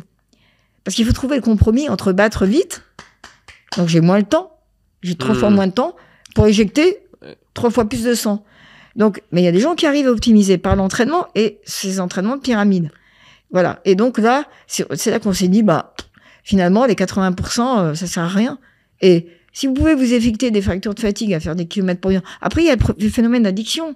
C'est-à-dire, il y a des gens qui se culpabilisent de ne pas avoir fait assez de kilomètres, parce qu'ils vont pas s'autoriser à manger la pizza du soir, 4 saisons et voilà. Et au fromage, pire, au fromage, s'ils n'ont pas fait au moins 20 bornes. Donc, si on est capable de s'affranchir de cette injonction des kilomètres pour pouvoir avoir le droit de manger, par exemple, phénomène courant chez le coureur à pied, tout ça sert à rien. Il suffit de faire effectivement des pyramides et surtout d'y aller quand on a envie. Parce que quand on est coureur à pied, on n'est pas un flemmard. Si le jour où on n'en a pas envie, c'est qu'on va faire de la merde. Je veux dire on va se faire du mal. Voilà. Donc, à l'instinct, si tu te fais 3 séances d'intervalles naturels, comme tu l'as dit, ou des intervalles à la sensation, donc, ça va être tout à fait efficace. Et à côté, moi, j'encourage énormément à faire du vélo. Bon, je fais énormément de vélo. Je suis allée à Venise en vélo. J'ai fait la traversée des Pyrénées en vélo, la Marmotte en vélo. C'était le complément du trail, etc. Tu te fais pas mal. Et nager également. Par exemple, notamment l'aquajogging. Se faire prendre la petite ceinture qui va bien à 19,90 €, je vous dirai pas quel marchand, mais vous pensez bien où ça peut être. Vous la mettez et vous courez dans l'eau, comme mon chien, quoi. Vous courez dans l'eau et vous faites de l'intervalle training à la sensation dans le bassin, et je peux vous dire, c'est efficace. Et vous travaillez, je dirais, faire de l'intervalle training dans l'eau, c'est hyper pénible. Et vous travaillez les ischio-jambiers. Parce que dans le coût énergétique, ce qui coûte cher, c'est le retour de la jambe. Et même chez les autruches. Et on a découvert que le coût énergétique, ce qui coûte cher, c'est pas d'aller devant, c'est de revenir. Et dans la phase arrière de la poulaine. Et donc, dans l'eau, on le travaille. Et des ischio-jambiers, tous les gens qui achètent des chaussures en carbone, il y en a beaucoup qui sont mal, parce que la chaussure en carbone, elle renvoie dur derrière. Et si vous n'avez pas les ischio-jambiers à la hauteur de vos 250 balles que vous avez dépensées dans vos Vaporfly et consorts, maintenant tout le monde en fait, vous allez vous blesser. Donc, à travers ça, je veux dire que tu oublies les 80%, tu oublies la zone 2, et tu vas faire plutôt 3 séances spécifiques à l'instinct quand on a envie de course à pied, et à côté, tu travailles ta volonté, tes calories que tu vas brûler, parce que sinon tu vas pas avoir le droit de manger, en faisant du vélo, en faisant de l'aquajogging, et en faisant de la Zumba, et c'est très bien la Zumba. Et voilà, quoi. Donc, l'aquabike, enfin, tout ce qu'on peut imaginer faire. Le fait d'accumuler des kilomètres, parce que là tu parles des adaptations physiologiques, mais il y a potentiellement aussi les adaptations mécaniques qui sont plutôt liées aux articulations, aux tendons, aux muscles. Mais justement, je t'emmène sur l'autre question, et donc j'imagine qu'on peut le faire autrement. Tu parlais notamment de la musculation et la bonne façon de se muscler, et là tu parles de l'importance des ischio-jambiers. Tu vas m'expliquer un petit peu quelle est selon toi la bonne façon de se muscler, mais peut-être que j'aimerais t'introduire un exercice qui me semble particulièrement approprié dans ce contexte, qui est le swing au kettlebell, qui va travailler toute cette chaîne postérieure, cette charnière de hanche, etc. De ce que tu me dis, en tout cas, par rapport à ce travail de l'économie d'énergie, notamment de course, ça me semblerait être une bonne idée. Qu'est-ce que tu en penses? Alors, le swing kettlebell, je vois pas ce que c'est. Okay. Kettlebell, je vois ce que c'est à peu près. Le swing. En gros, tu as une kettlebell ici, puis tu la balances en avant avec c'est un petit peu comme si tu partais en deadlift et dans un mouvement explosif que tu remontais Alors, tu sautes? Non. Tu fais un squat jump? Non. Tu fais une fente? Tu fais quoi? Tu travailles pas les jambes? En gros, tu pars en position de deadlift, tu prends ta kettlebell, et avec une extension de ta charnière de hanche, donc en tirant sur les ischio-jambiers, tu fais t'as ton kettlebell qui se lève devant toi, et puis ça fait une balançoire en fait. Il balance comme ça, comme un mouvement de pendule en fait. Mais sans utiliser les bras, c'est vraiment toute la chaîne postérieure qui fait le travail. C'est super technique, hein. Tu peux te faire super mal. Hein. Là, ton truc, non, la meilleure façon d'entraîner la musculation en course à pied, parce que tu vas pas te trimballer avec ça en course à pied, de toute façon. Donc, la charnière, etc., sacro-lombaire. Il faut courir, il faut que, en fait, ce qui est important en course à pied, c'est d'avoir le bassin passé au-dessus de ses appuis, d'avoir effectivement la rétroversion. Mais la rétroversion, c'est ce qui est nécessaire. Moi, je faisais en National 2, enfin, je faisais en National 1 3000 mètres, en National 2, je dépannais en javelot. Ce qui est prise d'avance des appuis, en golf, etc. J'ai pratiqué un peu le golf. Il y a pas besoin c'est pas le bras c'est effectivement une extension de la charnière. T'as une prise d'avance des appuis et tu utilises ton bassin comme un ressort. Tu dévisses.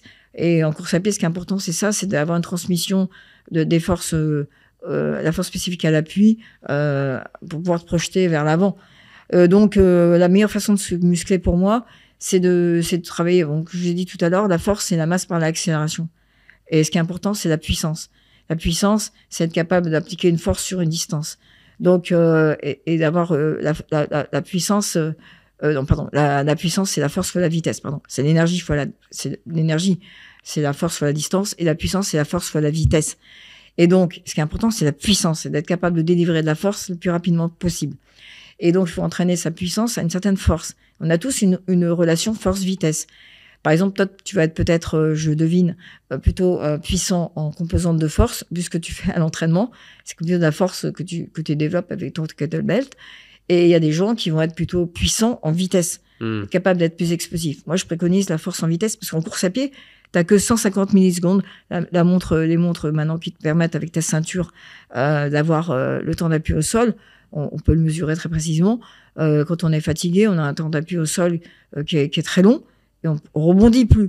On n'a plus de force. Et ça arrive notamment au 26e kilomètre. On n'a plus de glycogène, on n'a plus de force spécifique à l'appui, on n'a plus de puissance, on peut plus renvoyer, et donc on a une triple peine au marathon. La vitesse chute énormément parce qu'on n'a plus de glycogène, on n'a plus de force, etc. Et donc, la meilleure façon de développer la puissance, ce coup-ci, hein, c'est pas la force, c'est force-vitesse, c'est la puissance, c'est ça qui est important. C'est l'accélération. C'est effectivement l'accélération, t'as tout compris. Et effectivement, de faire de la survitesse en descente. Parce que quand tu es en phase excentrique, c'est comme de faire de la pliométrie, mais au moins tu la doses. Tu vas monter jusqu'à 7 fois le poids du corps en descente. Tu vas te faire des descentes, une montée à 10-15%. Au-dessus de 20%, tu vas plus pouvoir tellement courir de façon efficace. Donc, je dirais, cherche la limite où tu peux encore courir. Pour moi, marcher, cherche plutôt la limite où tu peux encore courir, même quitte à pas aller beaucoup plus vite qu'en marchant, mais au moins tu te routines et tu t'entraînes à restituer l'énergie élastique. Et derrière, tu vas te chercher un profil de descente un peu plus raide.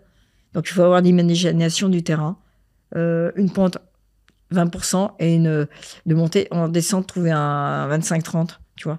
Et un petit circuit comme ça, où tu travailles la force-vitesse. À la descente, tu essayes de poser le pied sans freiner trop.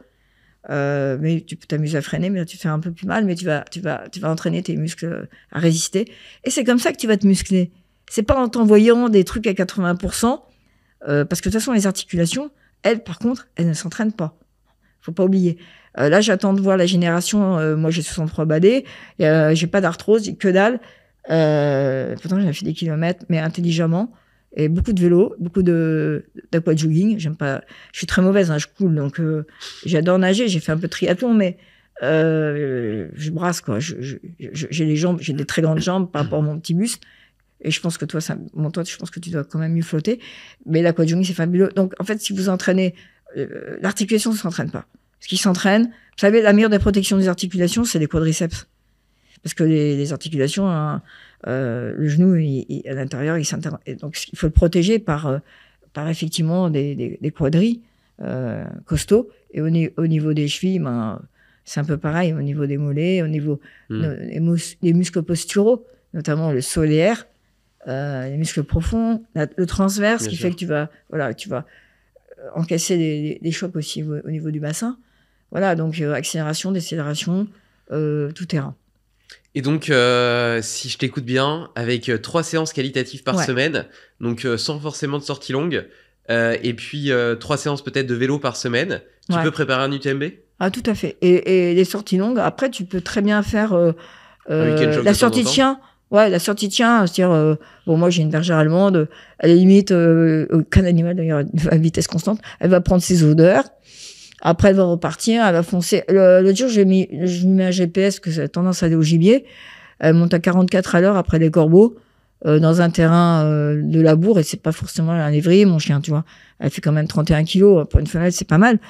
15 mois, avec la motivation, tu vois, 44 à l'heure, après les corbacs.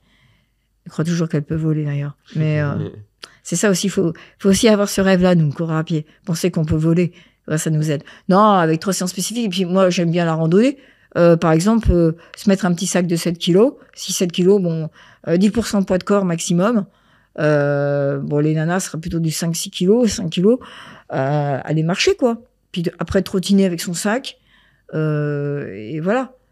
Et partir 4-5 heures. Aller du point A, faire du A au point B. Tu retrouves la famille. Tu vas manger, voilà, un truc comme ça, quoi, tu vois. Ou des copains qui vont en vélo, avoir un peu d'imagination, explorer. Une sortie comme ça par semaine, voilà, pour le mental, pour le goût, se faire des dévers aussi, tu vois, jouer un petit peu au DAU, parce que effectivement, apprendre à courir en dévers, par exemple, je pense à l'échappée belle. Moi, par chez moi, tu montes à l'Apra, Croix de Beldon, l'Apra, ben, il y a un sentier, ben, tu fais un peu le DAU, quoi. T'es un peu en dévers. Voilà. Sauf que le DAU, il peut pas changer de côté, mais nous, on peut changer de côté. Il y en a aussi qui vont toujours à la chasse au dahu, ça c'est un bon truc. Allez faire la chasse au dahu. La nuit, c'est sympa de courir la nuit aussi. Allez courir la nuit. Pas mieux. Ça développe les sensations. Voilà. Et en termes de carburant, qu'est-ce que tu penses du régime cétogène du coup ? Alors ça, c'est super. Le métabolisme est très différent d'une personne à l'autre. Moi, perso, j'ai vraiment besoin de sucre. J'ai pas de réserve. Je brûle, je suis une vraie chaudière. Après, il y a des gens un peu plus massifs qui vont pouvoir utiliser les lipides, avoir une phase d'adaptation. Moi, je meurs. Hein. Le sucre, bon, je sais que le cerveau peut utiliser les corps cétoniques, mais franchement, là, il y a la crise des 48 heures. Attends, moi, j'ai besoin de mon cerveau à chaque instant. Là, je te parle, ça crame. Hein. Derrière, je vais manger un café avec du sucre. Alors, moi, j'utilise le sucre au complet, intégral. Voilà, bio. Je mange un morceau, je bois mon café à côté. Voilà, c'est le truc de grand-mère. Mais ma grand-mère faisait ça. Et j'ai toujours fait ça gamine. Morceau de sucre. Moi, j'en ai besoin. Encore une fois, je suis mon instinct. C'est individualisé. Mais ouais. Putain, ces trucs à la mode, là, ça me flingue. Franchement, ok, on est adapté, mais quand on a... Parce que parfois, on mangeait pas tous les jours. Mais après, maintenant, on a tout ce qu'on veut. Mais c'est pas pourtant qu'on va se faire des privations pour se montrer que on est des êtres préhistoriques. Moi, perso, j'ai vraiment besoin de viande. Énormément. Parce que je crame, je brûle et je peux pas manger beaucoup à la fois. Et donc, j'ai besoin de manger des choses à haute densité, tu vois. Du ghee, du beurre clarifié que je me fais moi-même. Et dedans, pour pas avoir la réaction de Maillard du beurre, dedans, je mets mon poulet, des viandes grasses. D'ailleurs, bravo pour Féroce. Merci. Parce que je me fais ça aussi depuis un moment, moi. Des féroces ? T'as goûté ? Non, j'ai pas goûté féroce, mais je me fais mon féroce. Tu sais quoi ? Tu me donneras ton adresse. Ah, mais je t'offrirai un colis avec grand plaisir pour te permettre d'y goûter. J'ai quand même pété plusieurs hachoirs. Parce que moi, effectivement, je mets du cœur, je mets du foie, et bio, et je mets de la viande. Et moi, je mange la viande rare. Quasiment bleu. Je fais un aller-retour. Ouais, c'est ce qui préserve le mieux les vitamines hydrosolubles. De la fleur de sel pour que le sucre de la viande reste bien. Ouais. J'attends que mon beurre clarifié. Donc ça consiste à enlever les protéines du lait et comme ça il n'y a pas de réaction de Maillard. Et j'ai que la graisse et le point de fusion est beaucoup plus important. Tu pourrais utiliser du suif aussi. Là, on va en développer. Je te ferai goûter aussi. Ah, je te ferai un petit colis. Ouais. Écoute, le temps passe. Il y a encore 2 petits sujets que j'ai envie d'aborder rapidement avec toi. Le premier, tu disais d'écouter son instinct. Donc, t'es pas fondamentalement contre le régime cétogène. C'est juste que toi, tu fonctionnes mieux avec le sucre et il y en a qui fonctionnent très bien avec une lipolyse plus efficace. Ouais. Est-ce que tu appliques le même raisonnement à la cadence ? On a souvent parlé de cette sacro-sainte cadence à 180 pas par minute. Tu vois, moi par exemple, si j'écoute mon ressenti, pendant un temps, j'ai essayé de contraindre ma cadence pour essayer de l'augmenter. Et en fait, j'avais l'impression de me freiner à chaque pas, tu vois, pour diminuer la foulée de mes pas, etc. Et malgré le fait d'avoir fait plein de sorties comme ça, j'ai jamais trouvé ça naturel. Et puis au bout d'un moment, je me suis dit, by the way, je m'en fous, je cours comme j'ai envie. Et en fait, je me sens juste j'ai l'impression que d'un point de vue biomécanique, en termes de sensations, etc., je me sens beaucoup mieux comme ça. Et donc, quand je cours lentement, ma cadence est basse. Et naturellement, quand je cours plus vite, bah, ma cadence est plus élevée.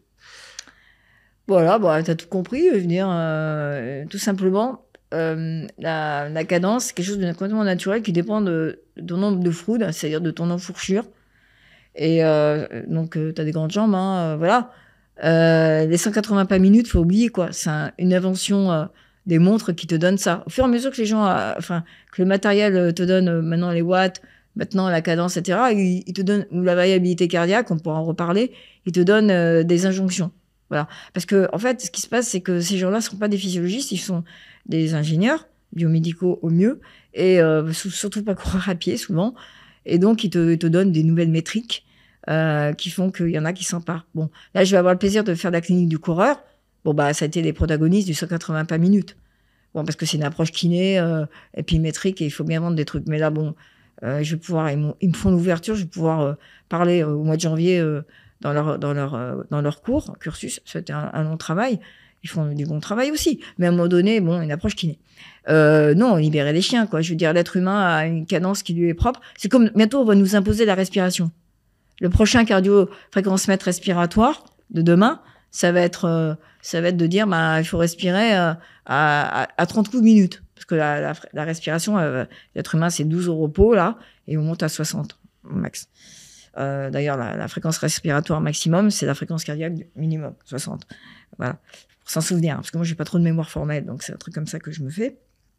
Et donc, tout ça pour dire que la cadence, bien sûr, ne regardez pas votre cadence. Ce qui est plus intéressant, c'est le temps d'appui au sol. Parce que la cadence, la vitesse, c'est quoi? C'est l'amplitude que multiplie le nombre de pas minute. D'accord? Le produit de l'amplitude, la longueur du pas, fois le nombre de pas que tu fais la minute, ça va te donner la vitesse. Un être humain, quand il accélère, il faut savoir qu'il a une cadence constante. Jusqu'à une certaine vitesse qui dépend de sa morphologie. En gros, moi qui suis petite, je fais 1m65, je vais être obligée d'accélérer ma cadence, parce qu'à un moment donné, je peux pas augmenter ma cadence est fixe jusqu'à 18 à l'heure. D'accord? Et après, je vais augmenter ma vitesse par la cadence. Mais au départ, l'être humain règle sa vitesse par l'amplitude. Contrairement complètement au show de course. Donc après, je vais être obligée d'augmenter ma cadence tout en maintenant et ensuite les deux, cadence et amplitude pour pouvoir monter à 35 à l'heure. Donc oubliez ça, quoi. Oubliez ça, libérez-vous. Centrez-vous sur ce que vous ressentez comme effort. Voilà. Donc ça c'est. Donc t'as bien fait de dire bye bye. On pourrait parler de la respiration, tu sais, par exemple, là, quand j'étais dans le désert, je me suis aperçu, notamment quand je commençais à être fatigué, que justement l'évacuation du CO2, etc., de l'accumulation de CO2 pouvait être un facteur limitant, et je m'apercevais notamment que après avoir couru un moment, si je m'arrêtais pour marcher pendant 20 mètres et que j'en profitais pour faire 3 respirations complètes, tu vois, sur les 3 étages, avec des expirations vraiment fortes, et ben ça me permettait de me recharger et de repartir pour 1 kilomètre, quoi. Donc la respiration est aussi potentiellement peut devenir un facteur limitant dans certains contextes. Bon là, il faut dire qu'il faisait 55 degrés dehors, donc ça jouait aussi sur la thermorégulation, sur la thermorégulation, etc. Mais bon, on n'a plus le temps. Je voudrais juste qu'on fasse une parenthèse quand même rapide sur cette notion de variabilité de la fréquence cardiaque, de prévention justement du surentraînement des blessures. Est-ce que tu penses que la variabilité de la fréquence cardiaque, qui est aussi aujourd'hui une donnée qui est quand même facilement accessible, tu vois, ma montre Garmin, elle me le donne. Alors, bien sûr, elle est pas très précise. Je suis d'accord avec toi. Mais malgré tout, tu peux peut-être. J'ai encore rien dit, hein. Mais bon, j'imagine que c'est ce que tu pourrais dire. Mais malgré tout, ça te montre une tendance. C'est un petit peu comme les balances ou ce genre de choses. Si tu te pèses sur 2 balances différentes, tu vas avoir des chiffres différents. Mais par contre, si tu te pèses toujours sur la même balance, tu vas pouvoir avoir une tendance à la baisse ou à la hausse. Bah, la variabilité de la fréquence cardiaque, si c'est toujours la même montre, etc., potentiellement, tu vois si elle est globalement dans les normes ou bien si elle se casse la figure. Et moi, je m'aperçois que si je suis malade, par exemple, ou le lendemain d'un ultra, et ben ma variabilité de la fréquence cardiaque, elle se casse la figure. Est-ce que j'ai besoin de cette donnée-là pour savoir que j'ai besoin de me reposer? Bah non, je pourrais m'écouter simplement moi-même, clairement.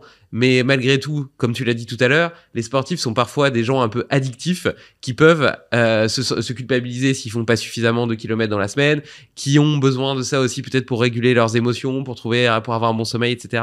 Donc, est-ce que tu penses que ça peut être malgré tout un bon outil? Non, c'est pas un bon outil. Même pour les Jeux Olympiques. Non, mais franchement, par contre, oui, si tu as besoin d'être rassuré, il y a un truc très simple, tu l'as dit, hein. Tu regardes ta fréquence cardiaque de repos, ça suffit. Parce qu'en fait, dans la réhabilité cardiaque, c'est les hautes fréquences sur les basses fréquences. Après, il y a le point carré plot, etc. Nous, on a étudié depuis des années. J'ai été jurée d'une soutenance de thèse en 2002 là-dessus. Bon, après, vous savez, la recherche est toujours un peu en avance. Les nouvelles technologies inventent un appareil qui permet de le mesurer pour tout le monde. Hop, ça y est, on le ressort du truc. Mais nous, on a déjà démontré que c'était pas précis. Et donc, non, par contre... Fréquence cardiaque au repos, donc si elle augmente de 3-4 battements par minute, par exemple, au repos... Ouais, je dirais, vu la précision des montres, tu l'as dit tout à l'heure, vu la variabilité intra-individuelle d'un jour à l'autre, qui n'est pas forcément le corollaire d'une maladie, d'un surentraînement, et la variabilité de la mesure, je dirais, qui dépend de la précision de l'appareil, faut au moins 5 battements. Ok. Tu vois. Ok. Donc moi, je suis à 35 au repos, normalement. Ouais. Si je monte à 40, c'est potentiellement... Au-dessus de 40. Au-dessus de 40, ouais. Et d'ailleurs, petite parenthèse là-dessus, tu vois, on a pendant tout un temps dit qu'avoir une fréquence cardiaque basse, c'était quelque chose de super bien. Et puis maintenant, on en revient un petit peu. Et tu vois, moi, par exemple, j'ai une fréquence cardiaque hyper basse au repos qui est, comme je te dis, de l'ordre de 35 à peu près. Par contre, qui monte pas très haut. D'après ce que j'ai pu constater, je pense que ma fréquence cardiaque max, elle est de 190. Pareil, c'est des choses, on s'en fout un peu. Ah non. Alors, ce qui est important, c'est la réserve cardiaque. Oui, donc c'est la différence entre les deux. Tout à fait. Donc, si ça part bas et que ça monte pas très haut. Quoi ? 190 moins 35, excuse-moi, ça fait une super réserve. Oui, mais c'est pas très haut en max, tu vois. Mais c'est bien, t'as 33 ans, c'est bien 190 déjà. Ouais, tu crois ? Ah, pas que je crois, je le sais. Bon, je te rassure. Je te propose... En fait, tu fais tout bien, David. Je te propose de clôturer ce podcast par un petit takeaway. Donc, un plat emporté pour nos auditeurs. S'il y a 2-3 choses concrètes qui doivent retenir de ces épisodes, qui peuvent appliquer dès demain dans leur vie, dans leur entraînement, dans leurs habitudes. Voilà, 2-3 choses, dès demain, ils peuvent l'appliquer, concret, vulgarisé, qu'ils peuvent garder et qu'ils doivent retenir. Ouais, déjà, faites-vous confiance. Allez faire la séance dont vous avez envie. Bon, si vous êtes dans les 30 ans, faites-la. Et puis après, essayez à partir de cette séance-là de la varier. Mais partez déjà de quelque chose que vous adorez. Si vous dites « Oh non, ce soir, non, j'ai pas envie », bah, c'est pas bon signe. Choisissez quelque chose que vous aimez comme séance, qui vous rassure, que vous avez déjà fait. Et après, essayez de faire de la variation. Un peu comme moi, je joue du violoncelle. Et un peu comme de reprendre un fondamental, les suites de Bach, qu'on connaît. Et après, à partir de là, on va essayer de trouver autre chose dans le baroque ou un peu différent, mais qui ressemble un petit peu. Donc, partez d'une chose que vous adorez faire, qui vous rassure, pour ensuite faire des variations. Voilà. D'ailleurs, moi, je suis à la recherche de la musique du corps, puisque nous sommes des êtres éminemment en fréquence respiratoire, cardiaque, cérébrale. Et le but, je vous donne un petit secret, parce que bon, je peux vous donner un truc à emmener à la maison en secret. C'est si jamais il y a des musiciens qui écoutent dans la salle, voilà. Eh bien, c'est que je veux trouver en fait transformer cette matrice physiologique de signaux du corps en musique. Voilà. Et je suis sûre que vous avez une musique. Et quand cette musique elle est déformée, qu'elle est plus harmonieuse, c'est que vous êtes surentraîné. C'est ça mon graal de conjonction entre ma passion de la musique et la passion de l'animal qui permet de travailler l'instinct, de voir comment il fait, il n'est jamais à vitesse constante, et ma passion de la science, la physiologie et la course à pied. C'est amusant parce que parfois on a la perception du fonctionnement du corps comme quelque chose de très linéaire, alors qu'en réalité c'est une homéostasie constante. On n'est jamais à 37 degrés, on est toujours en train de fluctuer. Ouais. Et donc, et dans cette perspective-là, même au sein d'une journée, au rythme de nos rythmes circadiens, on va avoir tout un balai hormonal, sympathique, parasympathique, en fonction des différents moments de la journée, avec des neurotransmetteurs qui vont être différents selon qu'on est plutôt le matin ou l'après-midi, qui vont moduler et modifier notre interaction avec le monde, notre capacité à être plutôt sur des tâches très concentrées, très focus, focus ou plutôt une pensée plus divergente et peut-être plus vers l'autre, des moments plutôt de digestion et d'autres de récupération. Et en fait, tout ça, c'est médié par une cascade de procédés physiologiques qui permettent justement d'avoir cette notion de fitness entre l'organisme et la tâche qu'il a accomplie à le moment de la journée. L'adaptation. Et en réalité, tout ça, c'est une symphonie, la symphonie de l'énergie. C'est une symphonie. J'aime bien cette notion de musique parce que c'est réellement le cas et c'est poétique. Et comme disait Claude Bernard, le père de l'homéostasie, un grand chercheur du 19e, la moyenne, pour avoir l'homéostasie, la moyenne, c'est un artefact mathématique. On n'y reste jamais. On passe par-dessous, etc. C'est un attracteur de Lorentz. Oui, un peu comme la vitesse marathon. On a une performance résultant 3 heures au marathon et 14 à l'heure, mais on n'y passe jamais. En fait, il ne faut pas y passer. L'homéostasie passe par la variation et, comme tu l'as dit, une certaine musique du corps qu'on doit rechercher, en fait. Et pour ça, il faut partir de quelque chose qui nous fasse vraiment plaisir. Parce que quand même, c'est ça qui nous vecte. C'est la recherche du plaisir, on fonctionne là-dessus. Bon, Véronique, cherchons le plaisir. Merci pour tous ces partages. Ouais. C'était absolument passionnant. C'était un plaisir. C'était un plaisir, vraiment, sincèrement. Voilà, partagé. Hâte de lire ton livre, de replonger un petit peu dans les entraînements Bila Training. Je mettrai de toute façon tous les liens de tes travaux, de l'association, du livre, de Bila Training. Je crois qu'il y a des offres à partir de 20 € par mois qui permet d'avoir déjà quelque chose de personnalisé. Voilà, si vous voulez du gratuit, participer à nos protocoles, venez nous voir à Évry. C'est pas le bout du monde. Non, et puis c'est la banlieue, c'est dangereux, mais bon. 20 € par mois, c'est pas très cher pour avoir un entraînement qui est déjà presque personnalisé. Et puis c'est pour vous, grâce à ça, on améliore l'entraînement. Donc bravo pour tout ce que tu fais. Merci encore pour ton temps. Et puis je te souhaite une belle journée. À tout le monde, à toi aussi. Merci. À bientôt. À bientôt.